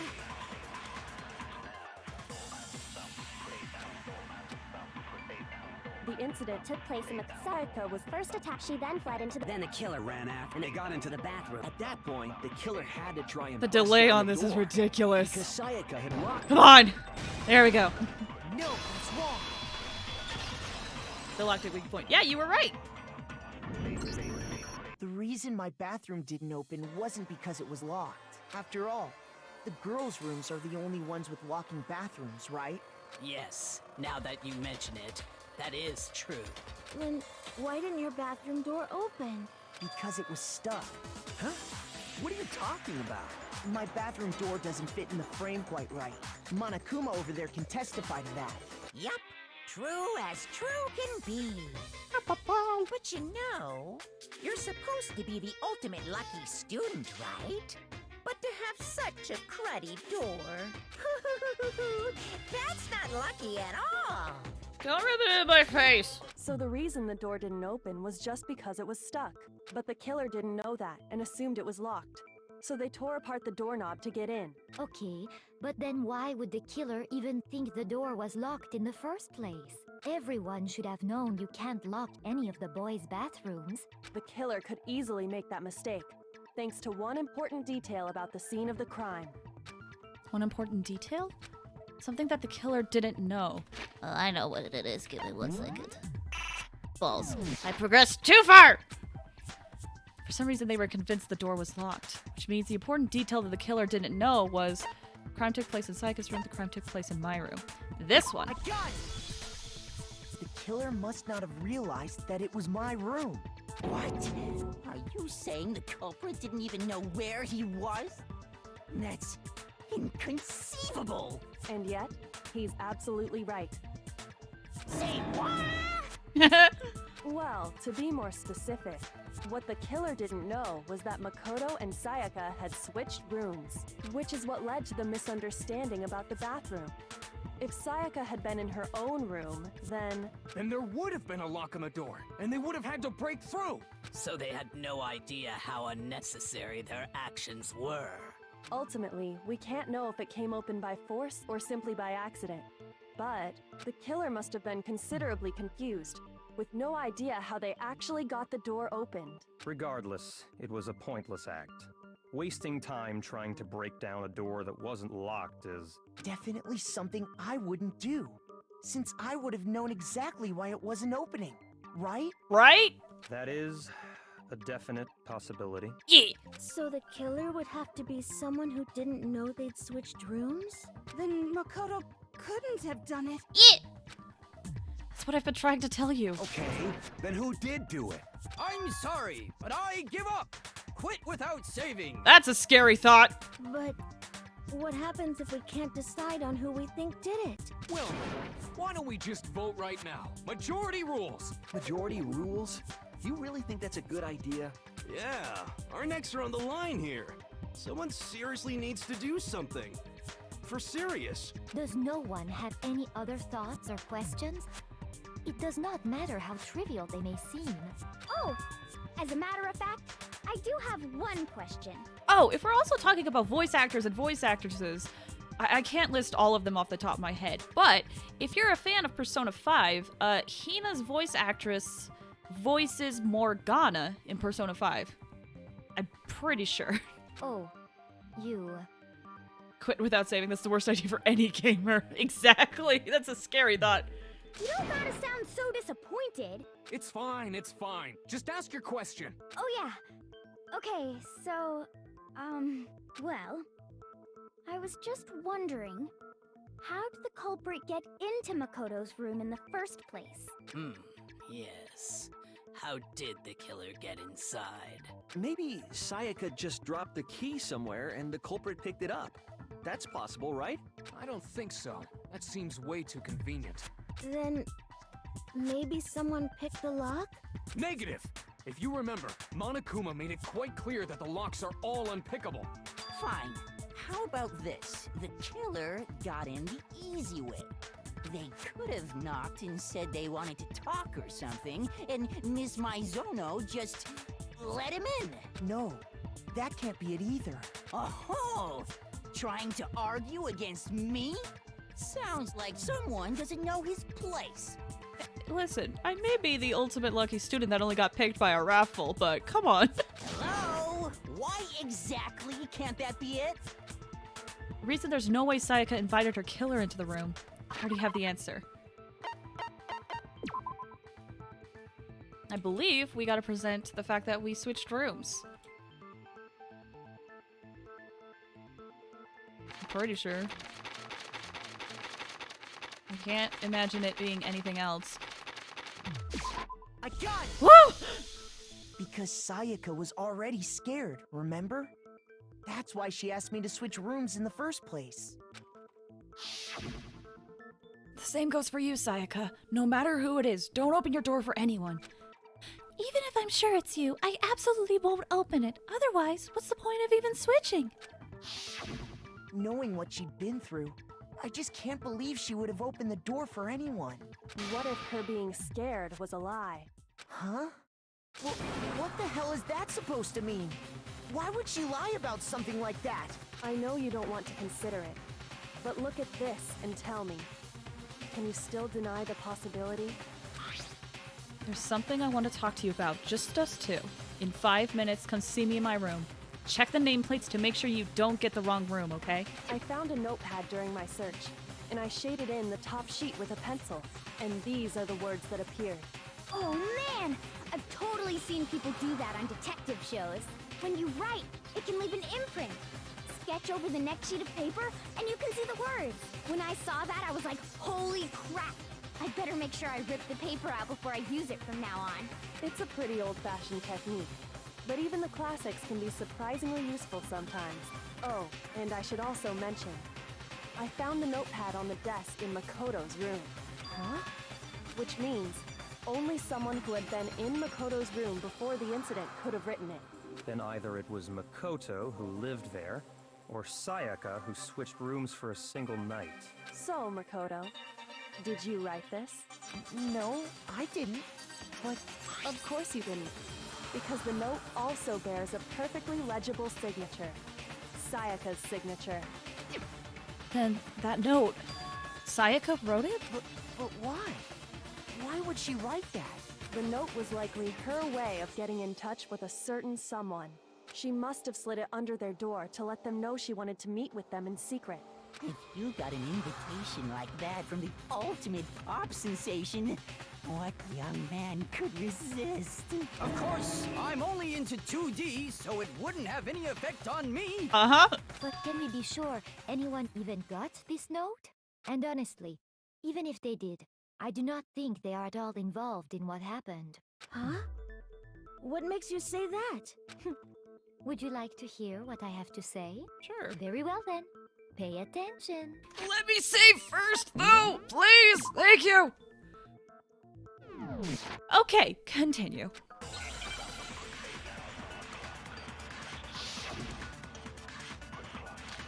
Alright, dorm nameplates. I believe this is the fact that our nameplates switched.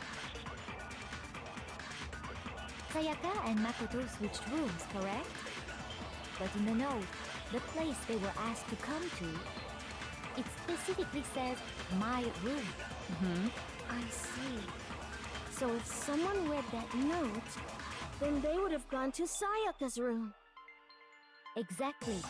The room that Makoto was staying in. So in other words, even if someone did read the note and did what it said, they would not have any connection to what happened.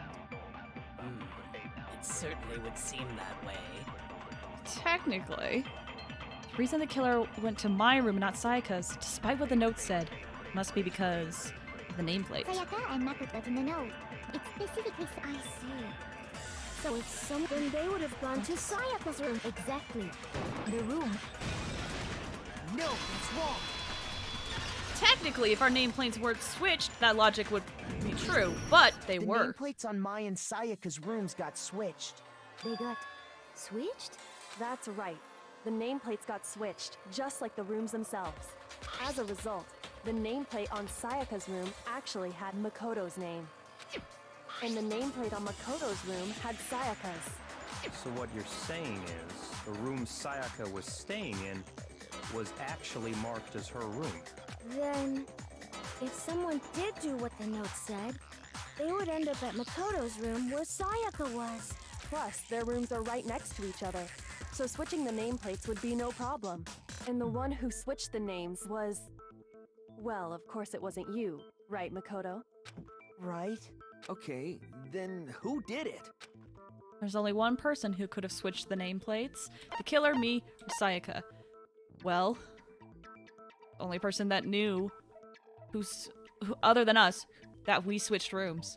I got it! Me and Sayaka were the only ones who ever knew about us switching rooms. So the only other person besides me who would even know to switch the nameplates was Sayaka. You can also infer as much from her note. There's something I want to talk to you about, just us two. In 5 minutes, come see me in my room. Check the nameplates to make sure you don't get the wrong room, okay? She specifically tells the reader to check the nameplate. She would only have written that if she knew the nameplates had been switched. But why would she switch them in the first place? She wanted someone to come to the room she was in, and also hide the fact that it was Makoto's room. What? Inviting someone to your room, but not telling them you'd switched rooms. Why would anyone do that? To understand that, we first need to understand what happened after she invited the person into the room. That's where the answer lies. What happened then was probably whoever she invited over came in and attacked her.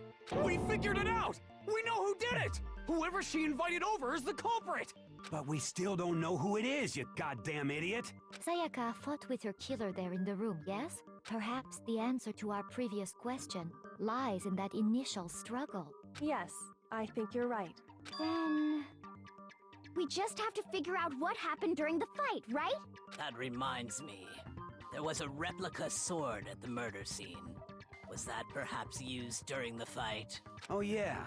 What's the deal with that sword? Sayaka suggested I should hold on to it. I thought it might come in handy if I had to defend myself. It seems pretty likely that the killer used it to break Sayaka's right wrist. How the hell could you possibly know that's what broke her wrist? The reason I know Sayaka's wrist was broken with the fake sword is because... Frick. I'm gonna get this wrong, aren't I? Her wrist was glittery. That's the reason why, but I just don't know if it's this evidence or another one.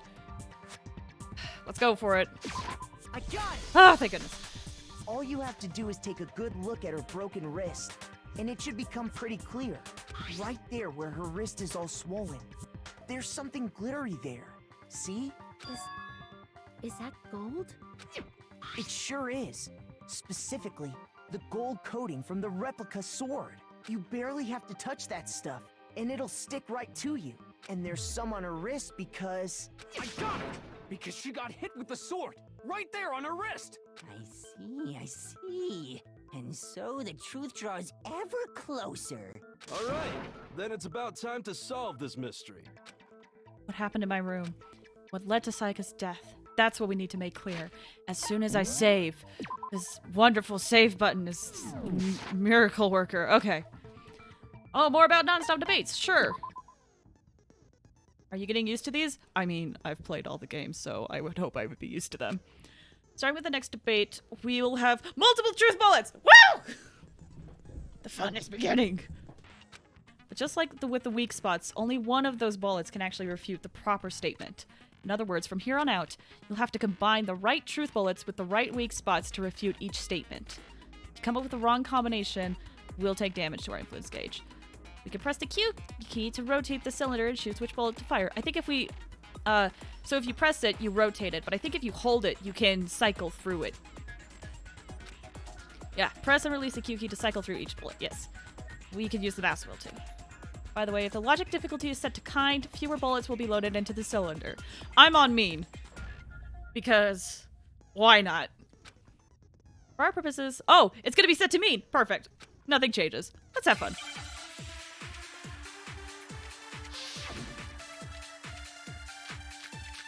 Okay, replica sword sheath, the kitchen knife set, and the replica sword itself. Okay. When the fighting broke out, the culprit grabbed the sword, and that's when the first blow was dealt. A sword-based sneak attack. And that's what broke Miss Maizono's wrist.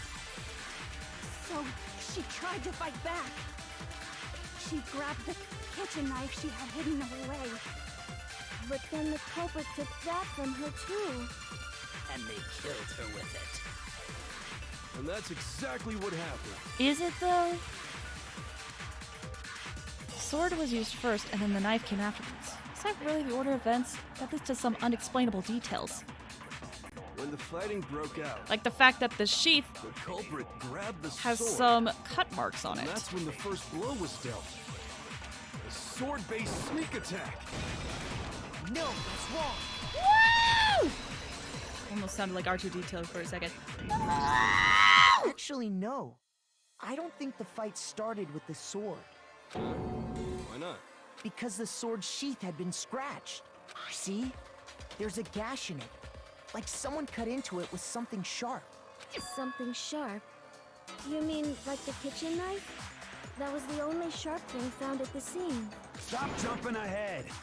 Slow down and explain it so I get what the hell's going on. Okay. If the sword was used first, there wouldn't be any explanation for the scratch on the sheath. If you were going to attack with the sword, you'd take it out of the sheath first, right? That's true. With the sheath on, it'd be heavy and bulky and useless as shit. Okay, so how did the sheath get damaged? If they got attacked with the kitchen knife, maybe they grabbed the sword as a defensive impulse. In that situation, there wouldn't be any time to actually unsheath the sword. So you're saying the sword was initially used to defend against an attack from the knife? Which means whoever had the kitchen knife was the one who attacked first. Go slow for poor Slow Mondo. The poor sweet boy. I think I get it. So here's how it all played out. Oh yeah? The culprit came in, found the kitchen knife hidden there somewhere. Then they took the knife and attacked Sayaka before she knew what was happening. So she grabbed the sword to defend herself. But then the culprit took that from her too. Then, after they broke her wrist with the sword, they took the knife and finished it. Your eyebrows are on point, sir, by the way. Anyway. Sorry, but I don't think Sayaka used the sword to defend herself. What? How the hell can you not think that? Because she never held the sword at all.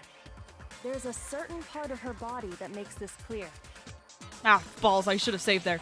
Anyway, the part of the body that shows she never used the sword is her palms, because there would have been glitter there. I got it! You're talking about her palms, right? The palms of her hands were perfectly clean, so I don't think she ever picked up the sword. How can you know that just by looking at her palms? Like I said before, the gold coating on that sword comes right off. All you have to do is touch it. In fact, if you look, you'll notice that a lot of the gold has already come off the handle. It's safe to assume that's because whoever used the sword got some of it on their hands. There's really no way she could have picked it up and come away completely clean. Maybe she washed her hands after she escaped into the bathroom. Sorry, but I don't think so. Why do you say that? Is it because you think I'm ugly? No, that's not it at all. There's no way Sayaka washed the gold coating off her hands because she was afraid of the water. Water was off. Water can't remove it. Well, the water turns off after the nighttime announcement. I got it! According to the Monokuma file, Sayaka's time of death was around 1:30 a.m. In other words, at nighttime. And the water in the bathroom shuts off at nighttime, right? Oh, I didn't know that. Actually, I haven't taken a shower here yet. Oh my. Oh gosh, he's actually right next to her too. You're no different. You smell like a big fat ugly donkey. I'm not sure whether to take that as an insult or a compliment. An insult, obviously. Thank you, Leon. Thank you. So anyway, if Sayaka never touched the sword, then that means the killer is the only one who used the sword. But hold on. If that's right, then the one who damaged the sheath with the kitchen knife was... The one who damaged the sheath would have to be the one without the sword. I got it! Sayaka? She had the kitchen knife? But we already said that the attack started with... The person with the knife attacked first, and the sword was used as an impromptu defense. Then the one who attacked first was... Sayaka? Now do you understand? She wasn't a blameless victim in this. No, far from it. It's almost as if she'd been planning to commit a murder of her own. What? She took the knife from the kitchen, then invited the culprit to the room she was staying in. And if it's true that she had the kitchen knife and attacked without provocation... Indeed. These are all the actions of an assailant. Which brings up another point. Makoto, Sayaka was the one who suggested you two switch rooms, correct? Maybe the reason she wanted to switch rooms was so that she could pin the crime on you. That is a possibility, is it not? Sayaka wanted to... on me? Don't take that out of context. I mean... That would also explain why she would switch the nameplates. She wanted to get whoever she had targeted to come to Makoto's room where she was staying. And by committing the murder there, instead of her room, that would implicate Makoto. But for that to work, the target had to be lured out while still keeping the room swap a secret. If the target knew she had switched rooms, they would have become suspicious right away. So all that's why she switched the names? But doesn't that plan seem a little risky? For one thing, even if her plan worked, Mr. Naegi would just tell everyone they'd switched rooms. I don't know. I'm not sure our soft-hearted Makoto is capable of that kind of cutthroat behavior. I'm sure Sayaka realized the same thing, which is why out of all of us, she asked him to switch rooms. Aww. Sorry, Makoto. Plus, she was the ultimate pop sensation. A totally forgettable kid. Or a national superstar. Who are you more likely to believe? There is unfortunately some truth to that. Wait, then you're saying she had this all planned out? Holy shit! But in the end, her plan backfired. She launched her attack with the knife, then found herself under attack in turn. That must be when her wrist got broken, and she was forced to drop the knife. The tables were suddenly turned on her, and she died at the hands of the one she'd planned to murder. Just hold on! That can't be true! Because... Hey! You guys have totally derailed the argument. You're being super boring right now. Come on, hurry up and decide who did it. Not yet, sir! Wouldn't it be awful if I had to punish you all just because you ran out of time? Oh yeah, we gotta decide who we think did it. Makoto, right now you just need to concentrate on figuring out the answer to this mystery. If we can't uncover who murdered Sayaka, it's over for all of us. Is it really all over? Obviously, I'm committed to finding out who killed her, but what can I do? I mean, as far as clues go, there's nothing left. I forgot to save! Oh no! But I think I know what I gotta do. Trash duty, always account the dying message. It's easy just to say, hey, decide who did it. But there just aren't any more clues, right? Very well. Then let's review all the clues we've found up to this point one more time. Do we really have time for all that? Die! If we don't do something, we're all gonna die! Wait, no, hold on. That's right. There is a clue left that that can lead us to who killed her. Sayaka left it behind. It's easy just to say, hey, decide who did it. But there just aren't any more clues, right? Not true! No, that's wrong.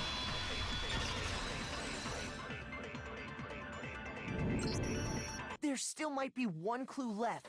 Sayaka's dying message. Dining? Wait, what did you say? The dying message. She wrote something on the wall behind her, remember? The dining message. Before she died, she left out a message about a diner that she really wanted to visit to. 11037. Written in her own blood. There must be a clue about the killer hidden in there. Well, before we get too far into that, I need to ask, can we really be sure that Sayaka is the one who wrote it? There's no question that Sayaka wrote that message, and I can prove it. It would be her left index finger. I got it! Her left index finger had blood on it. That could only be because she used that finger to write the message. I see. She broke her right wrist during the fight, so she'd have to use her left hand to write. By the way, her numbers were very straight for having to use her left hand. I'm impressed. I couldn't do that. Sure. I think we can all agree Sayaka wrote it. But still, what the heck do those numbers mean? 11037? Hey, Chihiro. You're a computer nerd or whatever, right? You should know all about numbers and shit. No, that's not... Yes, I'm a programmer, but I don't see any kind of meaning in these numbers. Of course. It's because they're not numbers. Oh, yeah, it looks like... Huh? What? No, it's just... look at the numbers, assuming they're not numbers. Don't these first two, 1, 1, look less like two numbers and more like one letter? Ah, you're right. The connecting line is barely there, so I assumed it was 1, 1, but looking at it now, you could also read it as an N. Whoa, you might have finally just said something worth a shit. Our little gray cells are really getting excited now. But even if that really is an N, N037, doesn't make any more sense than before. It's no use. I just don't know. Rotate the image 180 degrees. Huh? Rotate it? Who would have thought to do that? Anyway, I'll be able to talk about this piece of evidence in a minute.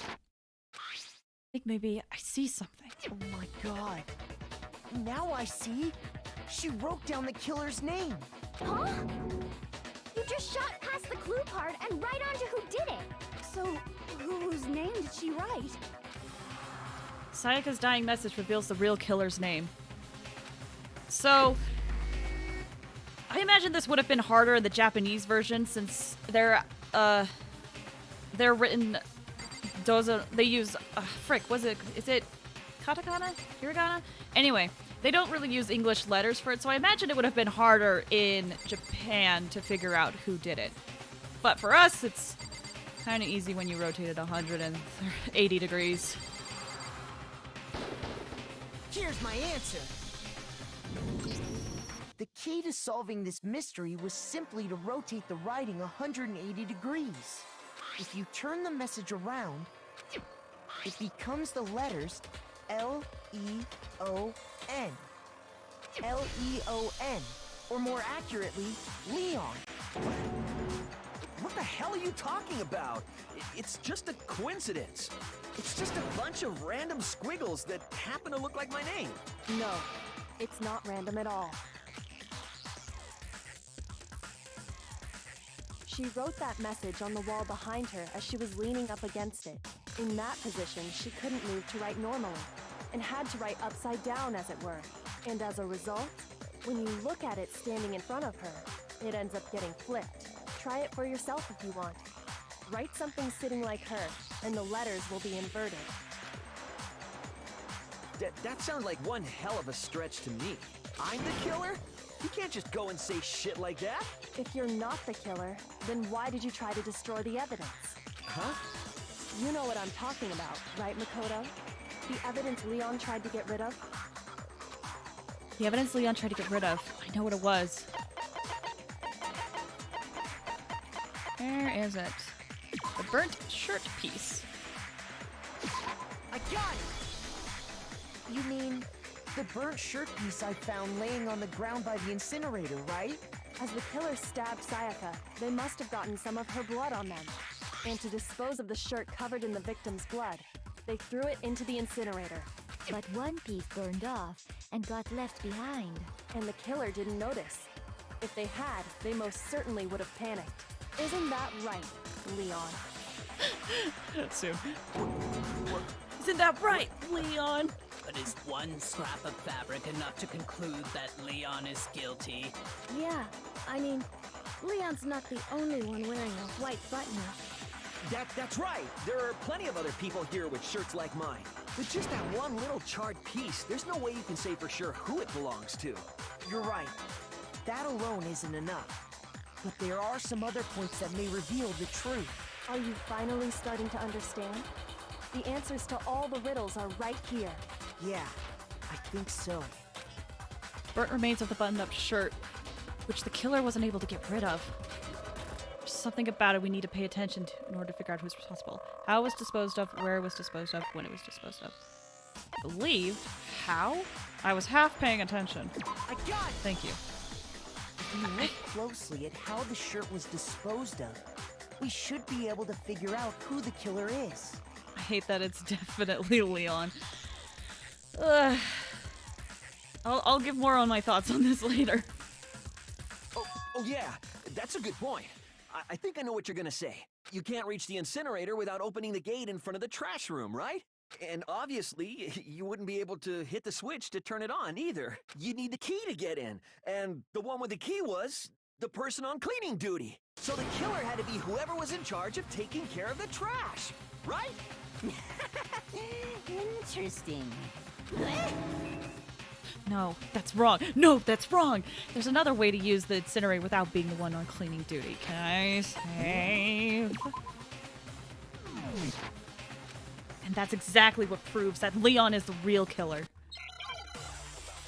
Ah, yes, this song. Burnt shirt piece, incinerator, the shattered crystal ball. The key to the trash room. Whoever was on cleaning duty must have had it, right? So the only one who could get to the incinerator was the person in charge of the trash? And you'd have to get close to the incinerator in order to destroy the evidence. Which means the only possible suspect is whoever had the trash room key. Okay, so the person who would have had the trash room key was... Huh? Me?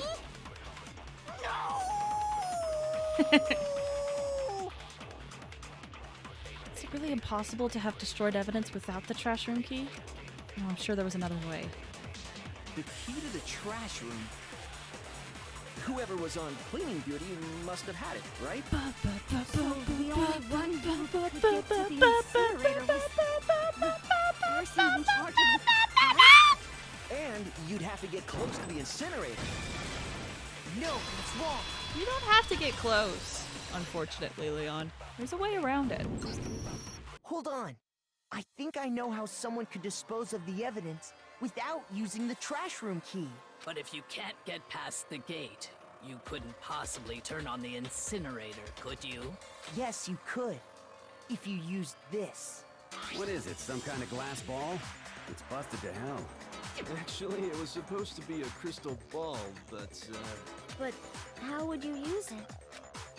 Killer had to use this glass ball in a certain way, which was roll it, throw it, divine with it. They could throw it. I got it! The killer simply took aim at the incinerator switch and threw the ball through a gap in the gate. All they had to do was hit that switch, and the incinerator would come to life. Someone threw that through a gap in the gate? Remember what you said before, Hifumi? Huh? Someone turned the incinerator on! Very strange. I'm quite certain it was off last time I was down here. Perhaps it was the work of a fairy. Hifumi had the key, so the only way the incinerator could have been turned on without his knowledge was because the killer was able to hit the switch without opening the gate. Once they got the incinerator going, all they had to do was ball up the shirt and toss it in. Hey, come on! What the hell is this? All you have to do is look at the scene to know that the killer never actually went inside the trash room. The shards of broken glass, the incinerator left running, the piece of shirt that escaped the fire. If the killer had been on cleaning duty, the evidence would have been taken care of much more thoroughly. Wait, no, just hold on. But the distance from the gate to the incinerator has to be at least 30 feet, right? The pinpoint accuracy you'd need to throw a glass ball that far and hit something that small. Could someone really do that? That's right. There's no way. It'd be impossible. Difficult, absolutely. Impossible? I don't think so. Because the killer is... It wouldn't have been much of a challenge at all for the killer because he's the ultimate baseball star. I got it! Because the killer is the ultimate baseball star. Isn't that right, Leon? Isn't that right, Leon? Do you have any idea how stupid you sound right now? A target 30 feet away would surely be little challenge for the ultimate baseball star. You can't be serious. I'm not the killer! These goddamn shipper brains have got it all wrong, I'm telling you! You still won't admit it? Okay then. Makoto, go ahead and review the incident one more time to make his crime perfectly clear. Is it time for closing argument? And with that, we can end this. Listen to me! What the hell do you mean, end this? Oh, man. Say what you want, Leon. But all the questions have been answered. And the truth has been revealed. Now here's what happened. Closing argument. Yes! All right. Every case has one last element to bring the class to trial to an end. It's the closing argument. In this phase, you'll give a complete summary of the case. You'll have to reproduce the flow of events in the case in the form of a comic book. However, you'll notice that in the comic, there are a number of pieces missing. It's up to you to complete the comic using the provided truth panels. Also, if you take aim at a missing section and press the left mouse button, holy cow, you get a hint! Well, good luck and have fun. So, that sounds confusing, but it's actually easier in practice. But unlike the later games, if you put this in the wrong spot, you don't find out until later. And then you get marked wrong. Okay. I remember the scene of the crime. The incident began when the killer entered. We'll put that there for now. What else do we got? This is when killer was... So, Sayaka attacks the killer with the sword. He defends with that.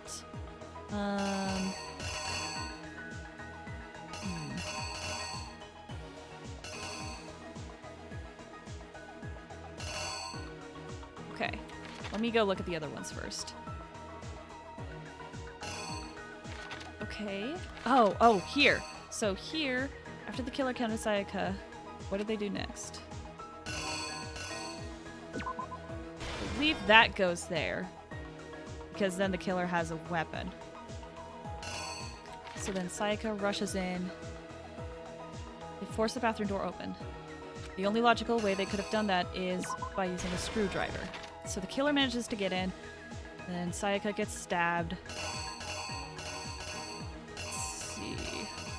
Sayaka writes her dying message and unfortunately passes. Alright, so then the killer goes to clean the room, goes to the incinerator, uses a crystal ball, throw it, turn on, bundles up the shirt, and then throws it into the incinerator, and then leaves, but a piece of shirt fell off. Alright. That must mean this spot. Yeah, so Sayaka attacks and the killer bumps into the sword so that they can defend themselves. I believe that's it. Here's exactly what happened. I think I'd better take one more look back at the case from the beginning. Last night, the killer went to the room Sayaka was in. In other words, my room. From what we can tell, Sayaka invited that person there intending to kill them. She attacked them with the knife she'd taken from the kitchen earlier. Can I just say, I freaking love how they do this in a comic book style. It's fun. But then something happened that she wasn't prepared for. They grabbed the fake sword I put in my room and fought back. During the struggle, a strike from the sword broke Sayaka's right wrist. And that's when she lost her grip on the kitchen knife. Finding herself cornered, Sayaka panicked and ran into the bathroom.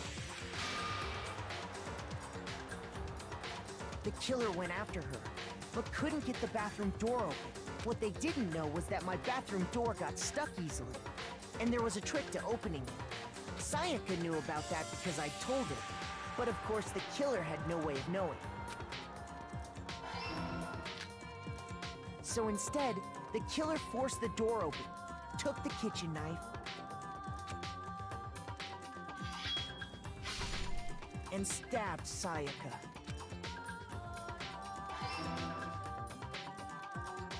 But with what strength she had remaining, Sayaka left a dying message.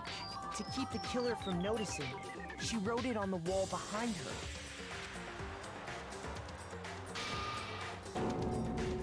And with that, all her strength was gone. With Sayaka dead, the killer quickly began destroying the evidence. First, they took off their shirt, which was covered in their victim's blood.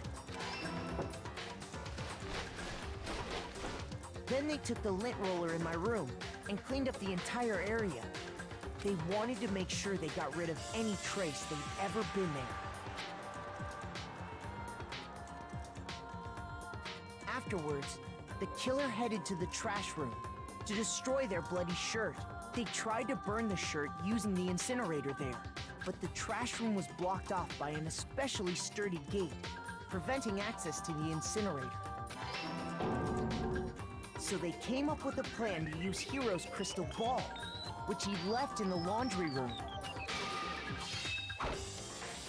The killer managed to throw the ball through the gap in the gate and hit the incinerator switch. For any normal person, that'd be an impossible throw. But the killer had the confidence to take a shot, and that's because the killer was the ultimate baseball star. The crystal ball, thrown with absolute precision, hit the switch on the incinerator, which then quickly roared to life.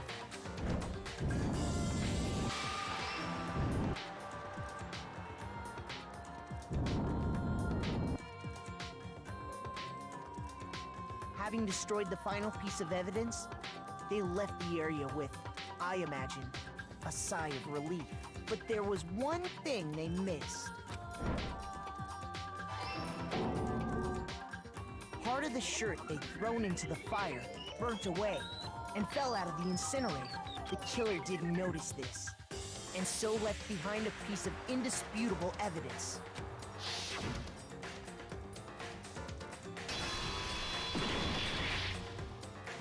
Isn't that right, Leon? Complete! It would appear that Hiro simply forgot his crystal ball in the laundry room. You went there to try and wash the blood out of your shirt, and that's where you saw it, right? Seeing the ball, you thought of a way to take care of everything. So, Leon, do you object to anything that's been said? Do I object? Hell yes, I object! Of course I do! I object! I object! I object! I mean, all of this is just a bunch of stupid theories! You need evidence! Where's the evidence? Without evidence, it's all bullshit! It's bullshit and I refuse to acknowledge it!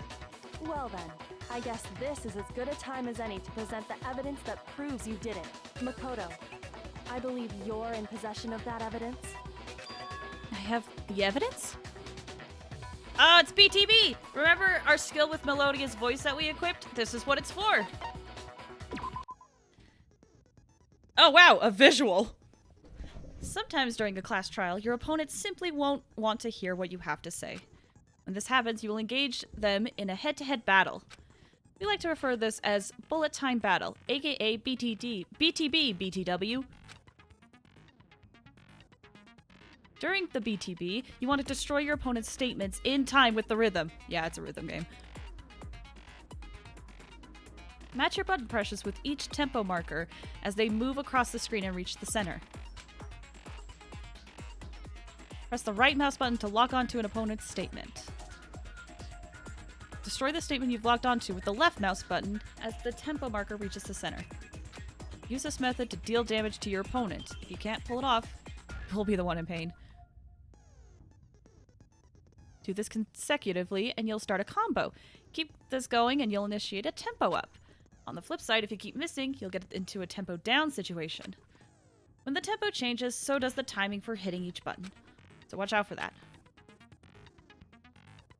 Deal enough damage to your opponent, and their weak spot statement will appear.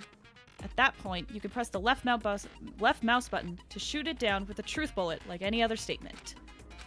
Refute their statement fast enough, and you'll overcome out victorious.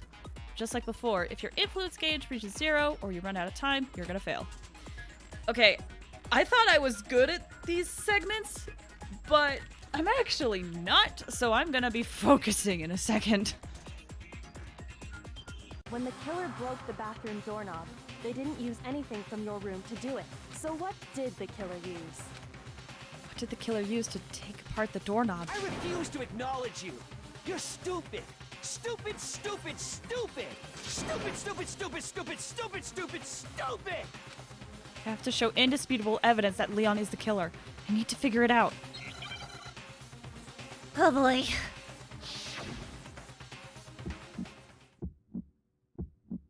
Where's your proof? You kidding me? Not a chance. Oh, this is much easier than the me. second game. Stupid. You lie. Shut up. Where's your proof? You kidding me? Not a chance.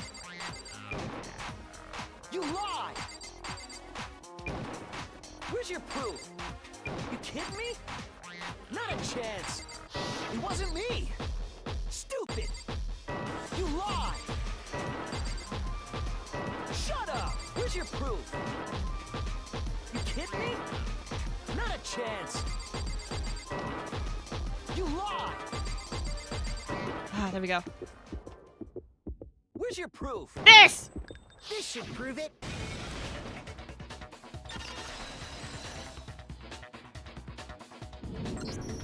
The screws on the bathroom doorknob were removed.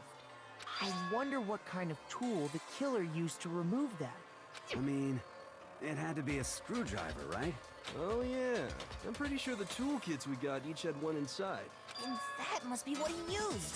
There aren't any other tools anywhere. But the toolkit in my room had clearly never been used. That's because the culprit didn't know it was your room. They thought they were in Sayaka's room. Only the boys got toolkits, so the killer naturally assumed there wouldn't be one in there. Okay, then whose toolkit did the killer use? Stupid, stupid, stupid! It had to be their very own toolkit. Stupid, stupid, stupid, stupid, stupid! Leon, would you mind showing us your toolkit? If I'm right about this, then the screwdriver will show some evidence of being used. Stupid, stupid, stupid! Huh? And if you say you used it for something else, you'll have to explain exactly when, where, and why. And let me say this right now. I lost it isn't an excuse at this point. Stupid. Stupid.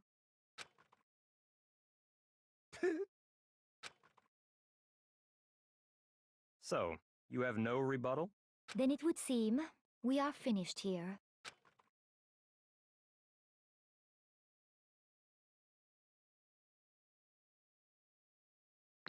Man. I also really liked Leon. Like, what I liked was that it was when we're first introduced with him, we find out that he's the ultimate baseball star, right? And we find out that he's actually doesn't really like baseball and actually wants to be a musician. If you hang out with him, he's still very like adamant on like learning or being a musician and whatnot. But at the end of his free time events, you find out that he actually kind of misses playing baseball a little bit. And so he wanted to do a career path where he could be both like an idol and a baseball star, or like a singer and a baseball star.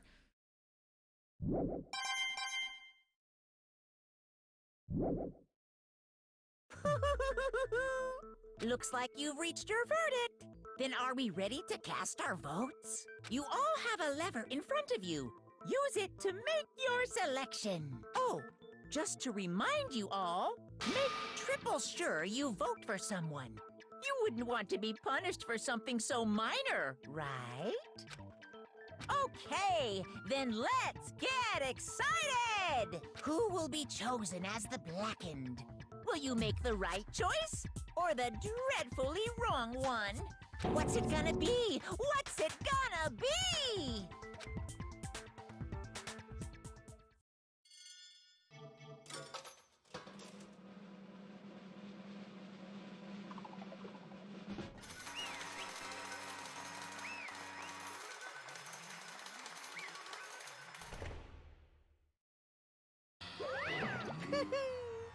Alright, back to me voicing stuff. Uh-oh, looks like you got it right on the money. The Blackened in this case, the one that killed Sayaka, was none other than Leon Kawada! Huh? Hey, hold on. Oh, hold on a second. Leon, did you really kill Sayaka? I don't believe it. You son of a bitch! What's wrong with you? I didn't have a choice. It was kill or be killed. So, that's why... I killed her first. None of you are any different! One wrong step and you'd be the one standing here. It was complete chance that I wound up like this. I was just... unlucky. That's all. You know, Leon brings a very interesting point. Because Monokuma mentioned that we were unlucky because our door was stuck, right? Like, we're the only one that had a stuck door. But if you think about it, that stuck door was like a huge piece of evidence that proved Makoto was innocent. Interesting. Hey, come on! You expect me just to accept my death? Everything's becoming clear. The decision we made was right after all. But when I think about that, honestly, I'd be better off if we had been wrong. Because if what we came up with really is the truth, then that truth is that Sayaka was trying to frame me. But even if that's true, I can't say she was wrong. After all, the mastermind. It's because of that video. Even I couldn't handle what I saw in there. If I was her, and that video actually had something to do with me, I can't imagine. Now we're trapped here with no way out. You're probably waiting for me. Why? I can't afford to be stuck in here! The one thing that was more important to her than anything else, her dreams, her friends. To have seen something like that happen to them. And Sayaka. I did whatever it took to reach that dream. I mean it. Even some things that weren't so pleasant. And that's why Sayaka, for the friends that meant so much to her, that's why she betrayed me. So when she said, No matter what happens, please always be there for me. I need you on my side. she was lying to me from the very beginning. She was using me. Is that why she talked to me in the first place? I guess I'll never know. Because there's nothing I can do to ask her what she was thinking. Once you're dead, that's that. Boy, howdy! The entertainment industry must sure be terrifying, huh? I mean, to try and kill someone just because of those relationships. She seemed so nice and lovely on the outside, but inside, she descended into pure madness. What did you say? I understand. Really, I do. Yep. You're in utter despair thanks to Sayaka's betrayal, right? Compassion, intimacy, love. The stronger those feelings, the stronger the despair when they collapse. Stop screwing with us! This is all your fault! Sayaka being forced to do something like that? All of it. Everything! It's all your fault! Suddenly in a frenzy, I lunged at Monokuma. Oh, don't do that. But that's enough. As angry as I was, Kyoko latched onto my arm without hesitation. Her grip was like iron, strong enough I was sure it would leave a bruise. Calm down. If you really want to make her enemies pay for what they've done, you need to let it go for now. Huh, that was a close one. I thought for sure you were gonna give me a good walloping. Just barely avoided punishment, you did. Yes, indeed. Now then, since you so magnificently revealed the identity of the killer during the class trial, the blackhead Leon Kawada will receive his punishment. Punishment? You mean execution? Wait a second! I didn't have a choice. I had to kill her. Yeah, that's it. I was just protecting myself in the heat of the moment. It was self-defense. Is that okay? How exactly was it self-defense? When you forced your way into the bathroom, did you or did you not use your very own toolkit? After she shut herself in the bathroom, you went out of your way to head back to your own room. Then, you came all the way back, broke into the bathroom, and killed her. Am I wrong? Do you understand? You had any number of chances to stop what you were doing, but you chose not to. Is it not because you had an unclouded intent to commit murder? So, that's why... No, that's not... Stop it. Had enough of this. Oh, are you sure? You were closer to her than anyone, were you not? He killed your precious Sayaka. Do you understand? I can't say Leon is solely to blame. Of course, I don't plan on blaming Sayaka either. Because the one to blame is him. So what? But word for you, this never would have happened to Sayaka or Leon. We shouldn't be fighting each other. We should be fighting against the one who puts us in this situation. The mastermind. Uh-oh, did you awaken your sense of justice? Hey, Well, it just so happens there's nothing more unethical than an unwavering sense of justice. After all, it's people with that sort of mentality that perpetrate war all over the world. Is that the kind of justice that's awakened within you? Shut up! Okay, well, anyway, more importantly, let's hurry up and get to what everyone's been waiting for, the punishment! I'm begging you, please, don't do this! Hey, come No more banging, no more excuses! You must pay the penalty for breaking the rules. Society demands it! Stop, please! Now then, I prepared a very special punishment. For Leon Kawada, the ultimate baseball star! No! Let's give it everything we've got. It's punishment time! No! Oh boy. Time for the execution. Leon has been found guilty. Time for the punishment. I gotta say, this is a great execution to do for the first trial of Danganronpa. Oh. That would suck, being pulled by the neck, by the way.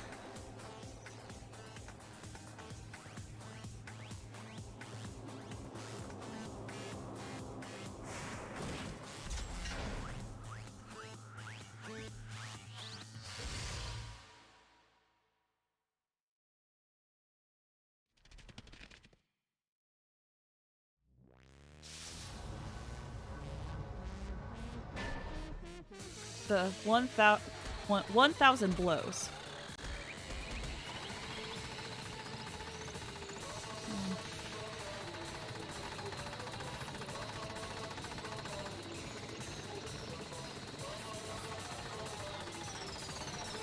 That alone could have killed him. Yeah, you're probably right.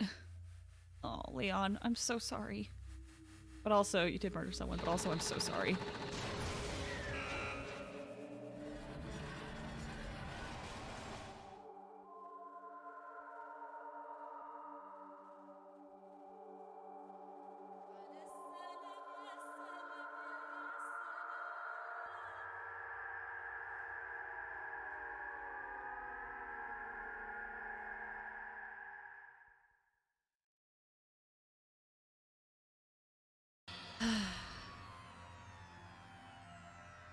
Okay, so another aside. There was this manga that came out. I don't know if it was officially canon or if it was just fun artist interpretations, but there was a manga that decided that goes over more detail about the murders that happened in the first game. So don't look it up if you don't want to be spoiled.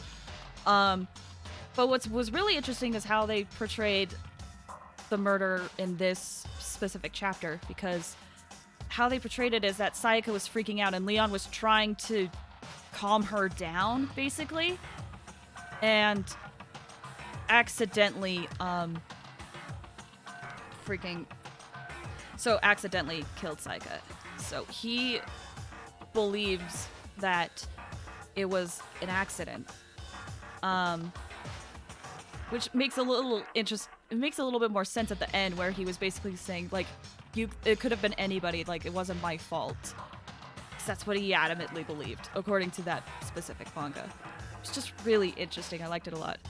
The mental image of that kill made me gag. Yo, that kill it's really good. I think this execution, I'm so sorry to derail, but I think this execution is a great way to portray what Danganronpa can be like as a series. It's very well done.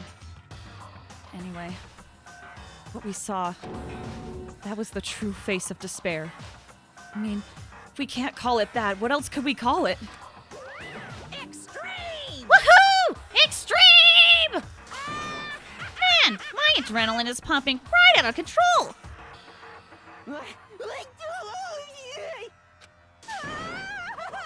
What's going on? I can't take it. Can't take this anymore. Do we really have to keep doing this? I just can't take it.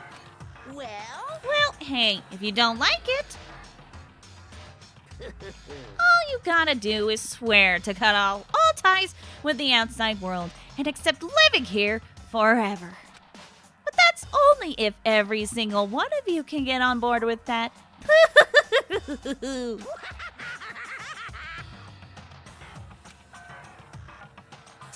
Damn you! The amount of balls and speed would have turned him into a pulpy mess. Absolutely. Absolutely. Man, why are you doing this? All this evil stuff to us? Evil? You make it sound like I'm some dark, awful secret society type of guy. Say what? Or, in this case, a dark, awful secret society type of bear. Well, So why are you putting an upstanding young citizen like me through such a grueling ordeal? hey, It seems like you're trying to use common sense to make sense of something that doesn't make sense. That's like trying to put a mile on a scale. I just don't think it's possible. I don't know what you're saying and what I'm... Wait, I don't think what you're saying and what I'm saying quite fit together. You piece of garbage. I don't know who you are, but I'm gonna pound your butt into the ground. You must really hate me to get so angry, huh? But if you do that, you're parking way up the wrong tree. What happened because more than one of you decided you wanted to get out, right? No matter how much time passes, you can't cut free of your regrets from the outside world. You're to blame. Of course we can't cut free of the outside world. Being trapped in this insane place. You're trapped, are you? Well, I'm sure once you all learn the mysteries of the school, your thinking will change for sure. You'll think, boy, isn't it so wonderful how we all get to live here forever? What does this mean? What are you trying to say? Hey, I feel like there's some deeper meaning hidden in there. Just like before. chills, chills, kills! Anyway, let's get to the Blackett's punishment. That's what everyone is waiting for after all. hey, When you say everyone, who exactly are you referring to? Sorry, I've said everything I got to say. I need to save some fun for later.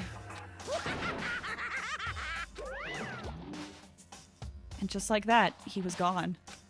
He left us there, overwhelmed by a nightmare turned reality.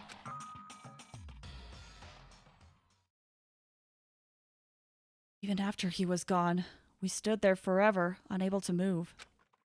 Actually, no. It wasn't that long, I think. Everyone just lost their sense of time. We were all too scared. Scared of being alone.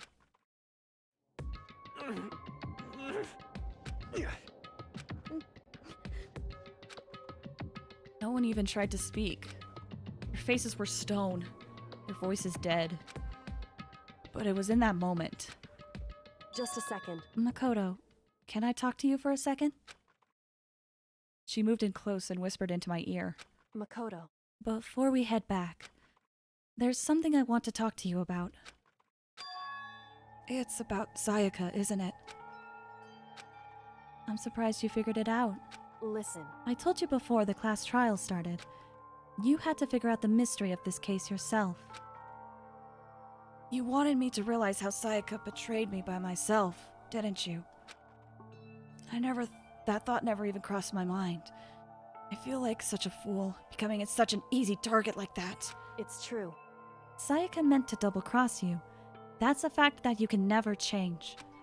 But even till the very end, she wasn't sure of her decision. That's why, as she lay dying, she was thinking of you. She was thinking of me? You can't just say something like that. I mean, there's no way you can know that. Only Sayaka would know for sure. We can't ask her now. However, even if you can't ask her, you can infer it, don't you think? Her final thought was how she could protect you. What? So... The fact she used her last ounce of energy to leave her dying message proves it. If she didn't care what happened to you, she never would have left that message. Well, maybe she just wanted to get back at the person who had killed her. Certainly. That's certainly one possibility. But I don't think that's what it was. Anyway... She was uncertain. She wasn't sure she could kill someone or deceive you. Which is why her plan failed. Her hesitation attracted failure. Right. It's almost ironic when you think about it. Why are you telling me all this? Because you're the kind of person who can overcome this. Because you can move past the deaths of your friends, Sayaka and Leon, and keep moving forward. Correct. Without someone like that, the others would never be able to break free of such a desperate situation. Move past their deaths? I could never do that. No. I'm going to carry them with me the rest of my life. How could I possibly move past something like that? Leon, Sayaka, I'll carry them with me forever. I'll carry their memories with me wherever I go. So, instead of forgetting them, you're choosing the hard road. Well, I have high expectations for you. As she said that, she revealed the smallest smile. Hey. By the way, I have to admit, I'm curious. How did you know I wanted to talk to you about Sayaka? Oh, well... I'm psychic. What? Huh? Kidding. I just have pretty good intuition. And that is the end of Chapter 1.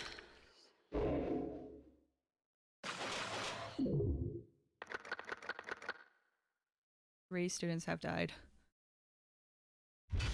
To be continued. We got the despair bat! Oh, that makes me sad. That's to be expected with a Danganronpa game. Let's save the game. We'll return to this in a bit, but a lot of people have like their own interpretations for what like Sayaka's true intentions were at the end. I kind of have to side with throwing her line back at the end are nice. No, I really like that a lot. I really like what they did at the end. Just that shows that Makoto is going to try to keep Sayaka's memory with him and Leon's.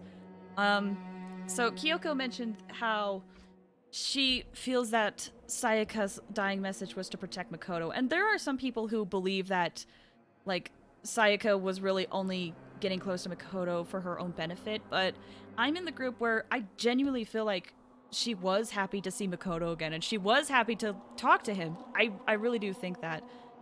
And I think it's because of that. That's why she had the dying message. And maybe that's why she was hesitating at the end. Like, it's true that she was planning on pinning Makoto to the crime, but I feel like it wasn't all bad intentions, if that makes sense. A lot of people, well, not a lot of people, but I have seen people, like, try to make Sayaka out to be the bad person. And if people interpret it, that's totally fine.